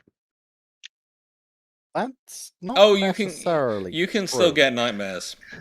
Trust me. You just hallucinate No. like a boss. No. It's when you are walking around clearing out a house, and suddenly you walk into a toilet which you thought was cleared out and was therefore you were just checking it quickly, and turns out someone has unlocked the door, and that's your aunt. And you're going, no! Oh, my God, no, I didn't mean to say that. Sorry, auntie. You could have locked the door. That's a nightmare. That's horrific. That's not a nightmare. That's trauma. There's a difference. That might qualify as a war crime in some localities. Yeah. It's like walking in on your old man. You know. Yeah. Posh Heathrow Hotel. Oh, good lord. AC-75, you really do think I fly the high rollers. No, I think Fleet did the Hilton when he did it, because we both came from quite a long distance to get to the airport. Because I come from Cornwall, which is 0 hours on the train, and I didn't want to trust the trains to be getting me the same day as the flight. But Fleet stayed at the Hilton. I am staying at a hotel which is on the bus route from the airport. Hotel Trivago? And all I will say is this.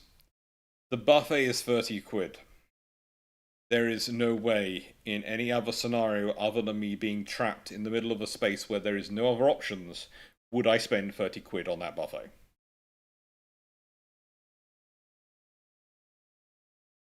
I was honestly considering going to an Esso garage, which is a petrol station or gas station if you're American, and seeing if they had anything in there that was edible rather than paying for that buffet. Understandable, because 30 quid's a lot. Yes. Now, I want to be clear edible? Here. Pick one, please. I want... Foxo, that is why I paid for the buffet. Okay, that is why I paid for the buffet. I did remember that. But I was honestly looking at the Esso garage outside the parking lot and thinking, do I risk it? I want to be clear here. I am not timing people out to protect Fleet. I'm timing people out to protect what little sanity I have left. Lollipop, lollipop. Yeah, you want to monopolize the feet emotions, don't you? Feet. Again, Runon, you keep saying I'm the awful one here. Because you're less scary than your girlfriend is. Hey, Fleet Emotions. Yeah, because Runon, you know you want to put a ring on it, right? Alex, why is everyone calling me feet? Runon keeps banging head against wall. Don't do that, you'll damage the wall. I wonder if we could change someone's name in the chat so it shows up as a nickname. Anyway, you can't, not on YouTube. Dang, that's annoying. Anyway, what's the next question? Notionally, you could set up, it'd be pretty easy to do on Powder Monkey, but you could set up a routine with Nightbot where every time Fleet speaks, it goes, "Oh, hi, Feet." Hi, Mark. Okay. Sorry. Bone Wheel Boy, what are the Otto Malera 76s designed for if not a glorious close-range hail of fire? Everything. Basically, the Otto Malera 76 is is a true multi-purpose weapon. It is designed with a whole range of options and duties in mind. I think they're even looking at using the BAE ASW shell and turning it into a 3-inch round for them. Seriously, you're talking about one of the most useful multi-purpose assets you can put on a modern warship, and to my mind, any ship being built at this moment which isn't being fitted with an Otto Malera 76, the question is why. You have to justify why you're not fitting it with the Otto Malera 76, not why you are fitting it. You have to justify why you're not, to my mind, at this precise time. America! They're actually building some ships with it. Yes, but I'm certain those were Biden-era decisions and therefore will be canceled because they were not sufficiently American. I think they're building a version in America under license for the Coast Guard. Timu Locker. Doesn't matter. It's still American. Mm-hmm. Timu Locker. What would be the dream all UK and EU made warships look like, from the big carriers to the small coastal craft? The trouble is, the moment you start saying that, well, Europe is a very big place, and what I need to operate in the Mediterranean is very different to what I need to operate in the North Sea or the Baltic. The fact is, the Skjold class make a lot of sense where they operate. They don't make a lot of sense in other places. Again, it's the same with the Type 31, Type 26 on Amicos. What makes sense? What should you get? Makes sense depending on what you're doing and who you're talking to, and what kind of operations you're looking at. So this is one of the problems I often have with these joint projects for Europe, is that they often start off with the idea that Europe is a homogeneous continent and everyone has similar needs. And actually, that's often part of the problem in European systems, and why they break down. It's because the countries have very disparate needs. I was making the point the other day that realistically, Britain and Japan have more in common once you're getting to destroyer level and above in terms of their procurement than Britain and France. They really do. Because of their needs and their various operating criteria, they really do have more in common. Or Japan and America, or Britain and America. It is more in common between Britain and Japan in terms of their strategic needs and overlap when you're talking about building ships and design of ships and what you want out of them. And it's an interesting thing to get into once you start looking. We've been talking that it's basically been admitted that a Type 83 is going to be a system of system ship. It is going to be a ship built for task group. The question now is, how big a task group is it going to have automatically? And that was going to be the reality for a while. And the thing is, also look at the next generation of Japanese construction. Their cruisers, their next generation destroyers. They're talking about them being independent task group assets. And yes, you also have Australia. Australia has, in some ways, a very similar need to Britain and Japan. And one of the interesting things I think you could see coming out of it at some point is going to be potentially the British and the Japanese coordinating on missile systems as well.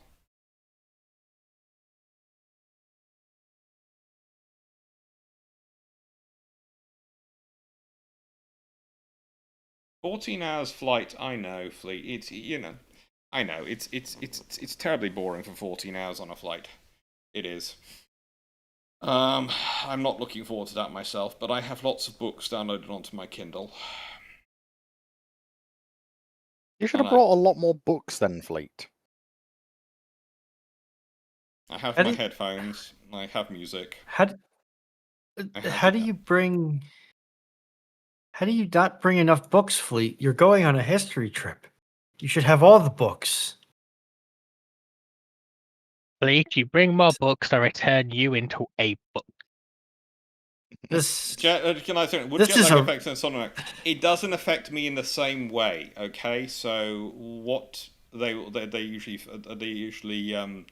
find with me is that I will, kind of like what happened on Australia.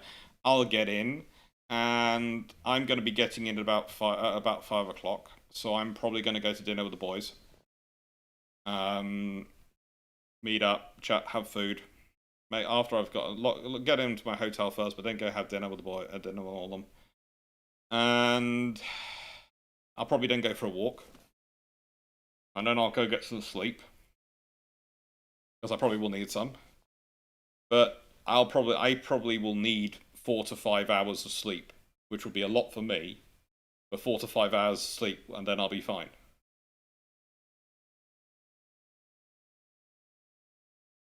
And that's just me. That's just me. We found this with Australia before when we did the flight. I was the others were absolutely crushed by jet lag, and it was me going.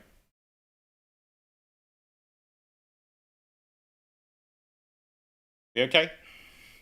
All good? You need to go back to bed? Go to bed. Go on. Also, because I will say this. The others seem to be more affected by the Draken, especially, seem to be affected by going westwards around the world. But I think he's doing better this time. I think he was more prepared for it this time.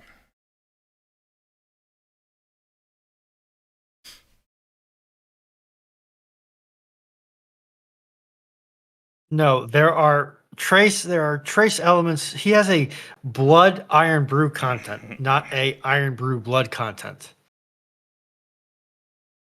So in other words, they measure how much blood is in his iron brew stream, not how much iron brew is in his bloodstream. I object to the idea that you suggested I have blood in my iron brew. Well, it's a contaminant, like alcohol is for most people. 9681. In AO, Iron J and Akagi is not sunk in 1942, but as the aircraft lifts can fit the D4Y on the aft lift and the B6N on middle and aft lift. So is it accurate that she would not be given those? AAO. What is AAO?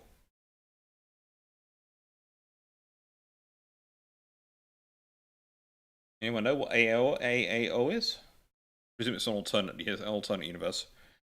But I only know AAOs have no relation to this. I was about to say archive of our own. Yeah. What are you doing here? No, that's AO3. Yeah, AAO.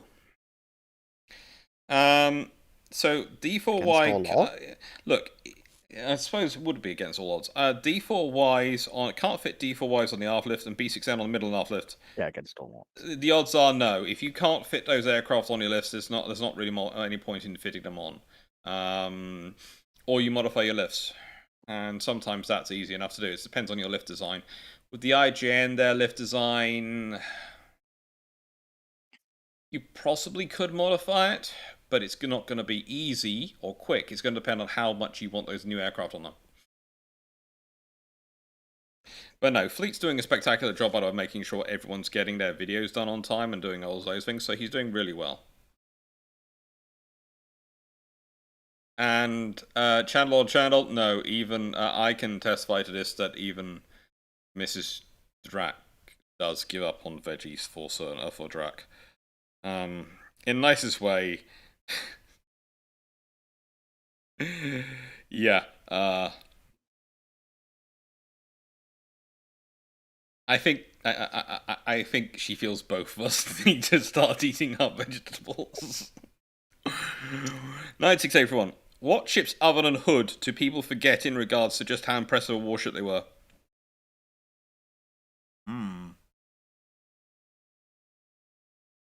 Oh. I'd say for me the two, when we're talking about them, it's the Orions and the King George V's, but I'd also say it's the Town class cruisers, and I'm talking about World War I ones as well as World War II ones. Yeah. I mean, I've got the Iron Dukes. You don't accept treats unless it's money. You do accept money. Good. We do need money for the Japan trip. I would agree on the Iron Dukes. The Iron Dukes are cool, aren't they? What was it? Sorry. Where was the the Iron Dukes. Because if I'm correct, is it the Orion or the Iron Dukes that have a significant step up in hull design? I would say it's both, because it's in their own way. The Orions are the first, which are the Super Dreadnoughts. First ships we called Super Dreadnoughts with 30.5 inch, but the Iron Dukes take it up a lower level. I was reading that they're a lot more heavily built. Yeah. What's behind the armor built weight? The Iron Duke do have far more subdivision. They are far more solid. Yeah. They are basically they're another step along. Sorry, they're another step along lines towards the British dream of building basically a solid block.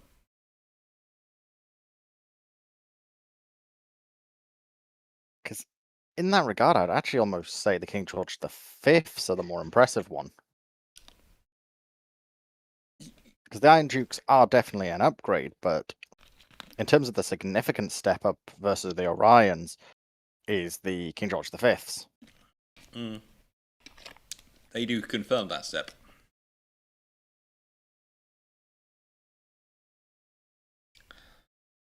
Colin Cameron, why did you put that out there into the world? Well, I think Colin Cameron, in a nice way, fleet troops equaling Hoche-shaped biscuits. Why would you put that out into the world? Why would you suggest such an abomination? Hoche-shaped biscuits? please stop spreading incognito hazards. Bad for people's health. Fleet treats. I'm just gonna have to start banning people, aren't I? Should we? Well, it's now 7 a.m. Been a member 4 years, banned.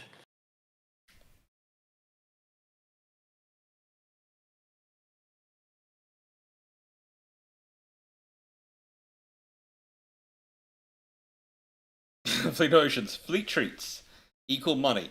But what do feet treats equal? No, oh, God. I don't know. Why am I surrounded by degenerates?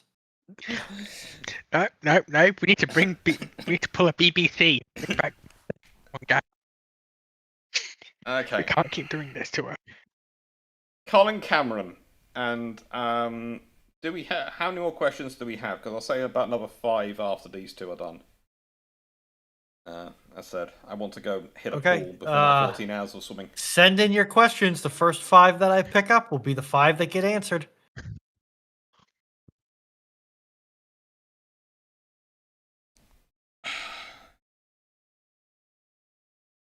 Fleet, we do know. Send in your questions. Fleet, we all need money for this trip. We all need money. I need money to escape my impending doom. I need money to finance my Red Bull addiction. We are not the same. Yes. I need money because a house sale has managed to drag on for so frigging long that it's turned me from being comfortable to being ouch. Oh, and I do apologize for talking about that so often, but literally, it's kind of on my mind permanently. I do apologize at this moment. At some point, I hopefully it'll be over, and I'll no longer have to talk or worry about it. I would just have to worry about a mortgage. Yeah. Legit sale, right? Mm-hmm.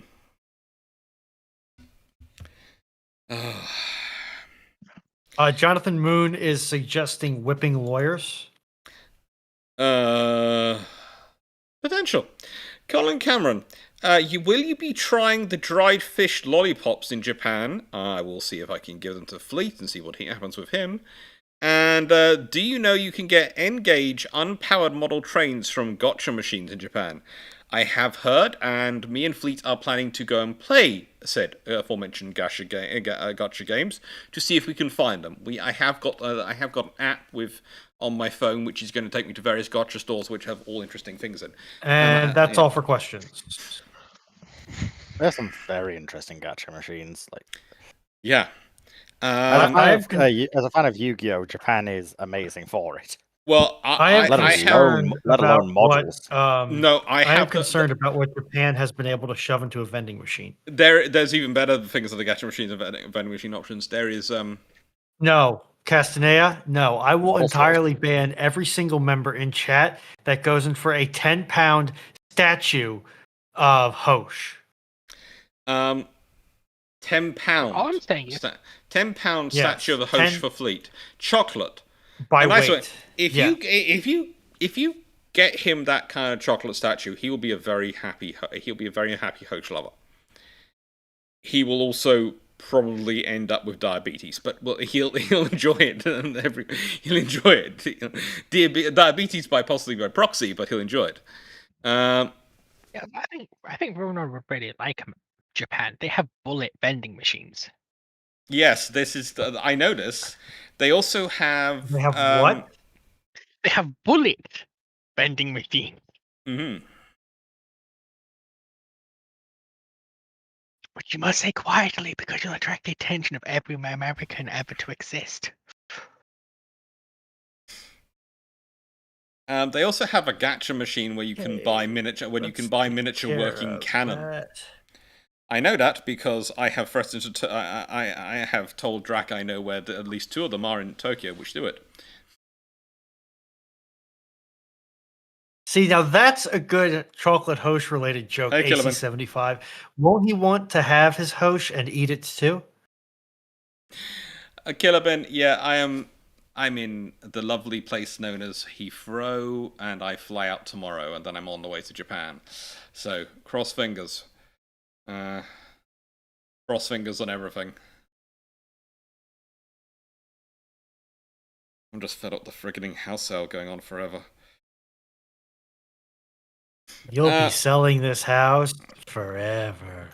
Don't joke. I literally almost decided to rent it out rather than sell it. But everyone said, no, we'll sell it, we'll get rid of it, it'll be from it. And I was like, yeah, but what happens if it drags on? We'll have to pay extra interest. If it goes on too long. And it has gone on too long. And we have had to pay a whole lot of extra interest. I'm sitting there going, I could have put it under a buy-to-let mortgage. I could have let it out, and I could sell it in about 5 years' time for more money. Why didn't I do that? Why? Why was I not the voice not heard? Because it sounded like a good idea at the time? Yeah, or a bad idea at the time, it sounded easier and it was sensible. Yes, exactly, Killer Ben. Everything that could go wrong has gone wrong. Night everyone, what capital ship would the IGN ideally need to use to put down a British modified Tiger based on the Chinese 1913 battlecruiser, since Kido Butai of 1937 will not be able to sink it with air power alone?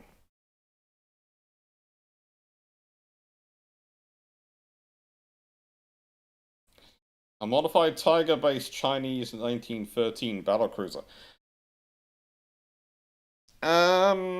Okay. Well, basically, what capital ship would the IGN need to put it down? They need something which can do 28 knots and can beat it in a firefight. So, Nagatos could beat it in a firefight. The Congos cumulatively could outnumber it. So 4 on 1, they'll probably lose one of them, maybe even 2, but they'll probably do okay. And honestly, you might see them build a slightly faster. The Yamato class might be built slightly faster. It might not be 27 knot ships, it might be 28 knot ships. How would the Chinese pay for that? I have no idea, Sharnhorse, but the Chinese had plans. They had lots of plans for buying all sorts of interesting things. They never got around to it because they never had the money, but they had plans for it. The more interesting thing is not only how they pay for it, but how they maintain, sustain, and crew it. Bowman Boy, what if India achieves Dominion status after World War I? Well, de facto they do. In so many ways they do.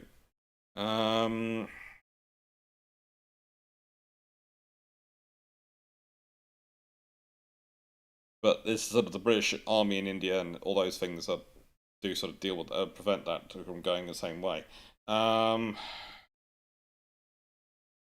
It would be intriguing, to say the least. If India achieves Dominion status after World War I, it's going to depend how the relationship is managed. It is going to depend a lot on how the relationship is managed and what happens.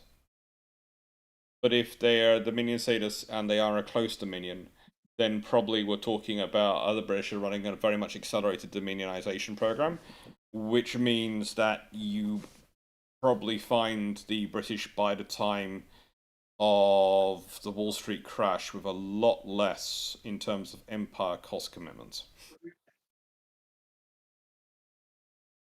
Killer Ben, Hong Kong never had the capability to dock anything bigger than the Cannon class, right? Not really, no. But and again, if the Chinese are building such a battle cruiser, then part of the money might include an upgrade to the British facilities in Hong Kong to maintain it.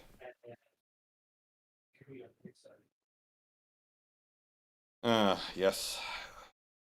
Yuan Shikai's plan. It was certainly ambitious. In a good or a bad way? Oh, it was a lot of dreams. Reality was probably light on.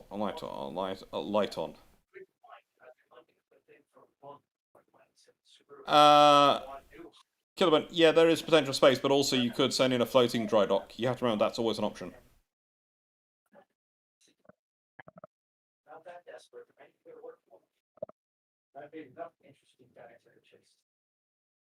I'm just going to mute on for a second. Just a second. I think she's off having a conversation elsewhere.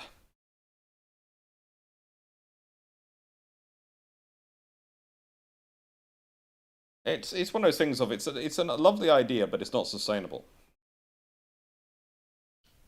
No, it wasn't fleet donations. It wasn't beyond the capability as long as they devoted everything to do it. If they did devoted less than everything, it wasn't really possible to actually support and sustain it and procure it. It basically requires China to get its corruption under control, doesn't it? Yep. Because the amount of money that goes to the warlords, that would need to go to holding the ship. Oh, yeah. South Thompson, how advantageous would it be for the Royal Canadian Navy to have 6 Wasp class for our enormous coastline? Terrible. Sustaining and crewing 6 Wasp class would wipe out most of the Canadian Navy at this point. Having 6 LHDs would not be bad, but you probably want ICE certified and ICE modified, so things like the new one from Italy. She begins with a T.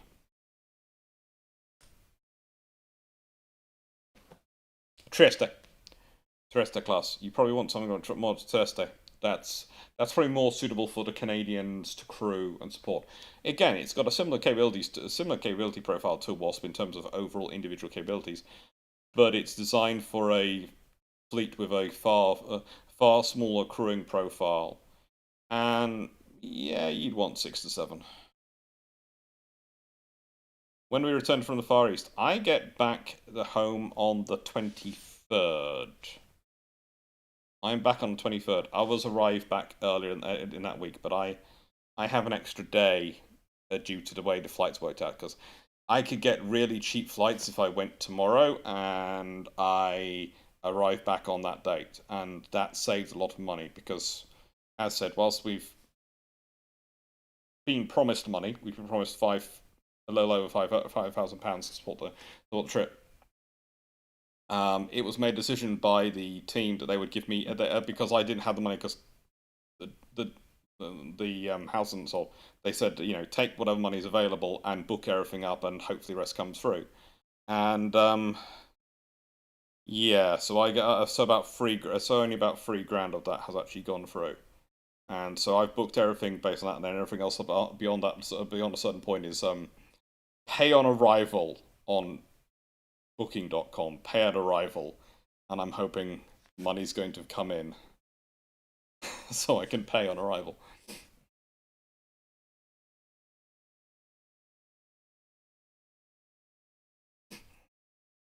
But it's going to be fun. It's going to be fun, and as said, we're hoping to bump into a lot of people while we're out there. We are hoping to make a lot of friends while we're out there. Knights to go for one. If the Royal Navy got their 55 McDonnell Douglas F4K Phantom 2 FG1s and 94 Blackburn Buccaneer S2s, and the RAF their 148 McDonnell Douglas F4M Phantom 2 FGR3s, who has to see a cut in funding? The Army. If you're giving that much money to the Navy and the Air Force, the service you're probably going to be cutting is the Army. You might be cutting bye Army on the Rhine. Yeah, basically. Not quite that bad, but bye-bye probably a brigade or so. Considering how much it costs, because the British Army on the Rhine is incredibly expensive for the basing rights and supporting them and sustaining them. Yeah, but because the issue is that when these come out, the British armies, especially the Army on the Rhine, is trying to transition away from the Centurion. Mm-hmm. And that's costing an arm and a leg. Yeah. So British Army probably maybe they get an improved Centurion rather than a new tank. They kind of can't. They pushed that book back in the early 50s with the 105. They can't push it back any further. Yeah. They've learned that the hard way. The Centurion is well and truly at the end of its life by this point. Oh, out of service for the bridge. I'm sure one of those cost efficiency engineers in the Treasury could find a way to make it a cost efficient solution. Well, the British Army had a plan to make it affordable and not replace it. It was called use an early form of depleted uranium as ammunition. Mm-hmm. So cheap tanks, expensive ammo. Well, that's an option. I'm sure that would go. I'm sure that'd go swimmingly with the Treasury. Hey, look, in the other scenario, nice way, just think all those tankers with, and I'm going to use the actual term used by radar technicians, and if you want to, go ask Habitual Line Crosser about this term, FLKs. It stands for funny looking kids. And basically it was the constant thing of if you have too much radiation exposure, that's what you apparently would end up with. I know there's lots of ideas about what could cause these things, but radiation is pretty high up there.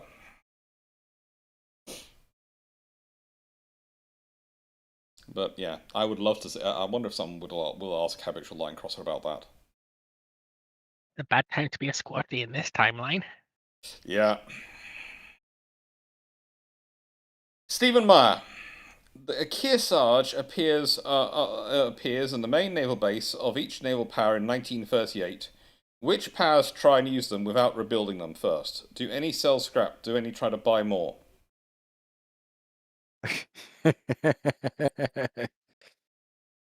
Oh dear. Okay. The Bundabobble. So, we're talking the Kearsarge from World of Warships, I'm guessing.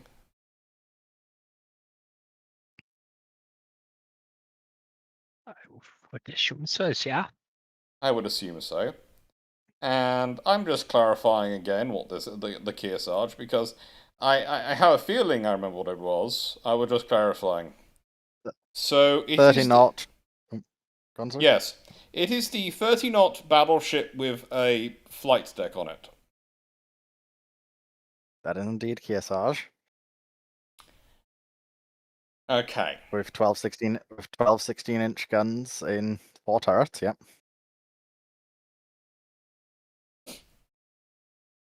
Okay, I would say,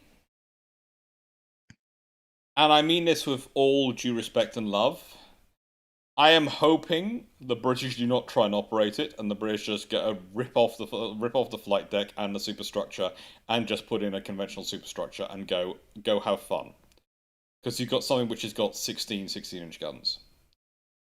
For the US, that's probably the same, but if you said, and I quote, each naval power in 1938. So that means there is France, Italy, Germany, Russia, and Japan. I would also add on to this list. So, panel, what do we think those 4 do with it? Because I'm fairly sure for Britain and America it's very simple. Rip off the flight deck, build superstructure. We've got a new fast battleship.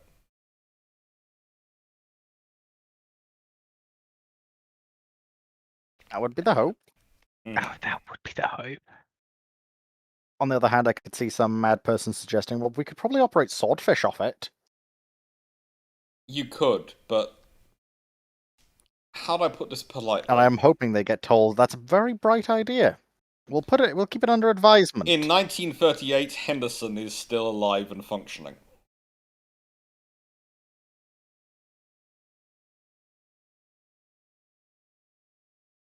So what's the chance they actually succeed with that suggestion? Hopefully, none. Yeah. We'll go with that. France will probably just be happy to have a large-scale capital ship. To be honest. They don't have the dockyards to pull it in to replace the superstructure. For your versions, it's not coming through for me yet, but I'm gonna take a stab in the dark and guess you want videos of people eating food. I mean, I'm right in my guesstimation. Yes, people do like pictures and things of you all eating food and checking you're enjoying yourself and keeping yourselves healthy. So please do that.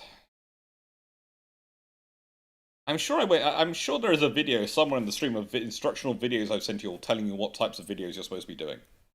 If there isn't, one will be coming. Carry on. Sorry, shipshape administration had to take place. France, I'm pretty sure, doesn't have the dockyards at this time to take the superstructure off. No. But for them, they've got something which is it's a better carry than burn.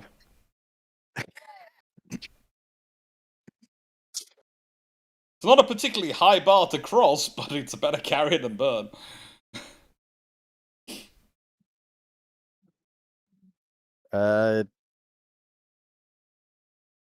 So after that, Russia's probably also just happy to have a large-scale fast battleship. In fact, because technically speaking, the design was meant to be Russian anyway. It was made for Russia. So Russia now has this to enjoy and use and have fun with.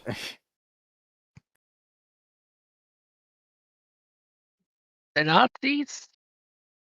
Well, that is going to be a good old episode of good old Nazi infighting. Oh, yeah. But this time they've actually got it built already. Yeah, which means it's going to be an even bloodier fight. But this is the period where the Kriegsmarine can go, look, Herr Hitler, we have our impressive battleship.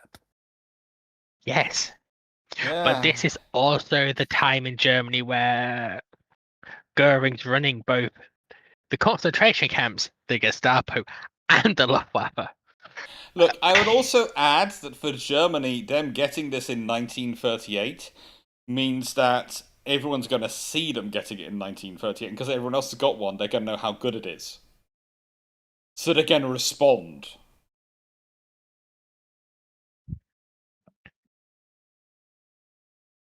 So, you know the Lions get ordered in 1938, right? Yep. Methinks Anson and Howe are going to be converted to Lion designs, and they are going to be rushed through.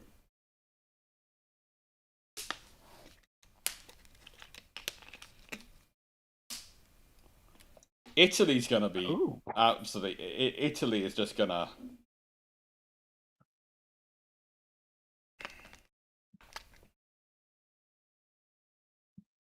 And that's if there's another nation that might actually have the capability of swapping out what's called these superstructure.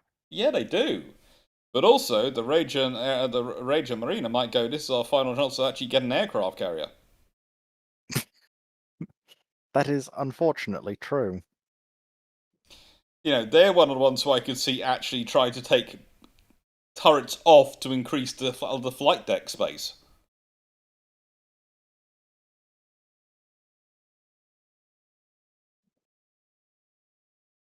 It's just bashing work. I do also see the Japanese the Italians swapping out the guns for 15-inch. Just for simplicity at this time. Mm-hmm. I do. Well, they could take the 16-inch guns and use them for shore defense. They could run shore batteries up at various points, straight to Messina, etc. That would stop the Adriatic campaign if Trieste and Albania have 16-inch guns. Yeah, it would. I'd also people no like it by 16s. No. I think the Japanese could be interesting. I think they would probably. I think that's the flagship of the Kido Butai. I honestly think that's the flagship of the Kido Butai. And it goes 30 knots, so it's not slow. No.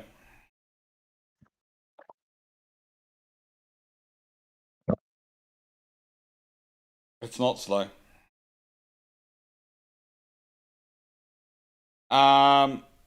Scharnhorst, Adam, it might have helped Germany with possible invasion of Sweden. It might have done, but there again, knowing Sweden and Bofors, I'm more worried about what Sweden produces in response to it. I think probably, in the nicest way, Sweden turns around to somewhere like the UK and goes, so what is your most rugged torpedo bomber design? and we'll order about 1,000 of them. Give me a second. Yep, we can hear you. Yeah. Sorry, camera's having some issues. And also, I needed to itch my nose. So I did that.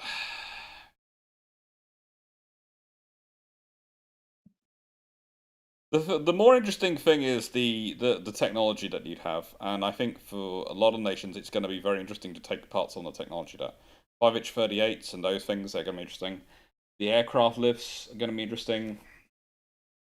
There's a lot of options you can get from this design. If I remember correctly, it's also got radar. Yeah.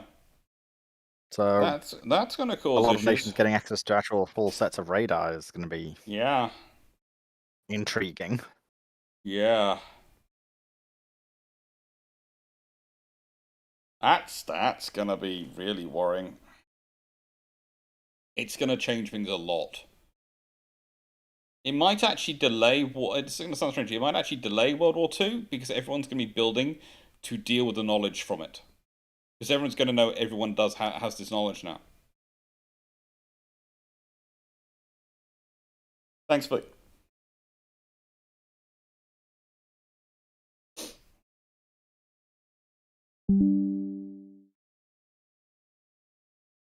Oh, it is a group trip, but also that we do. There is separate things that go to backers, as you know. The stuff that's the food picks, etc. That's for backers stuff. Okay.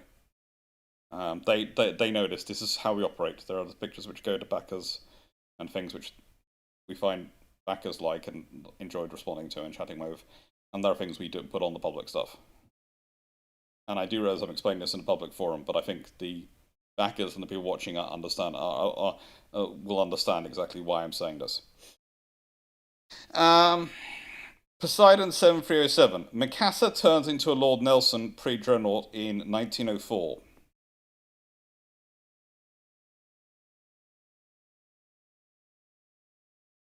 Those 9.2-inch guns and those 4 12-inch guns are going to have an impact on the Battle of Tsushima.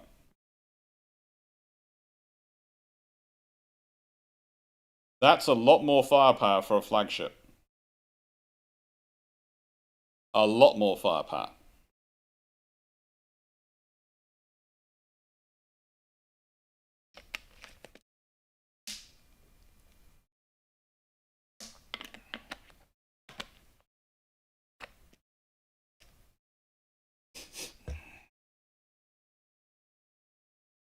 It's a lot more firepower.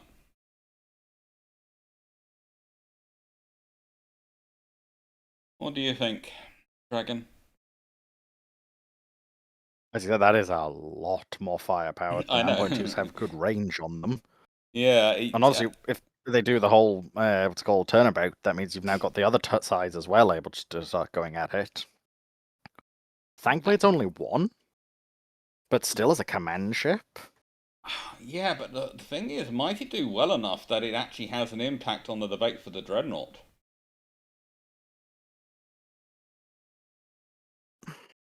There again, they could be thinking, hang on, if that's what 9.2-inch guns, imagine what would happen if they've got a full broadside of 12-inch guns will achieve. Yeah. Pardon me. Does it mean that Lord Nelsons actually are built out of the Lord Nelsons and Dreadnought are all built as big gun battleships?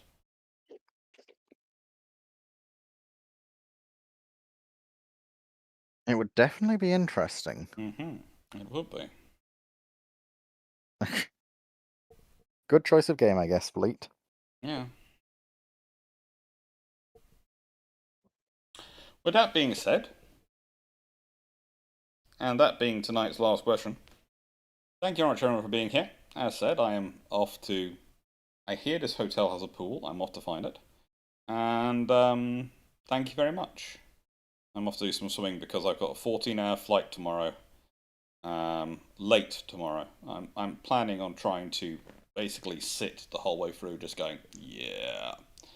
But I want to exercise first. So thank you very much, everyone, for your help. Sorry we're not taking any more questions.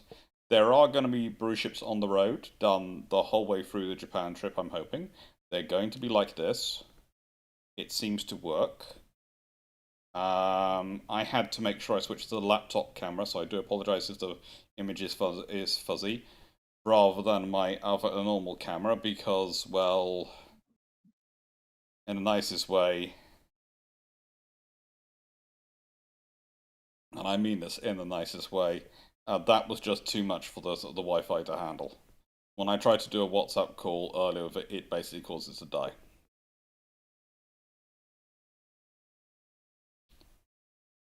Third Squad, I don't sleep, so I'm awake the whole way through, so I will sit there reading.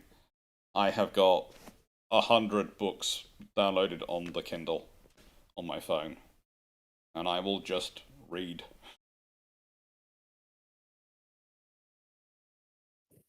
I found an entire book series with 100 books in it. You say like a mad lad, Runa, but honestly, if I had all the Horus Heresy books, I would do that. That being said, I should probably make sure Runon's unmuted. 14 hours, probably not, but I could probably get a good way through a few of them. Yeah.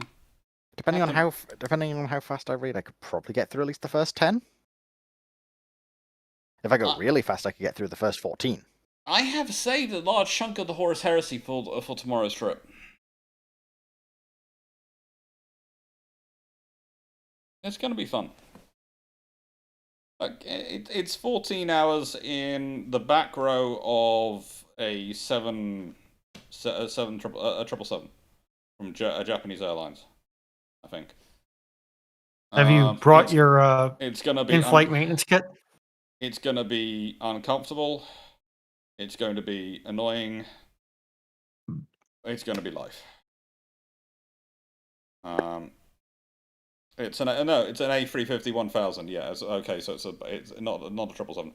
An A350 1000. Okay. Yeah. But it's still they're basically the same when from the comfort state and the aft.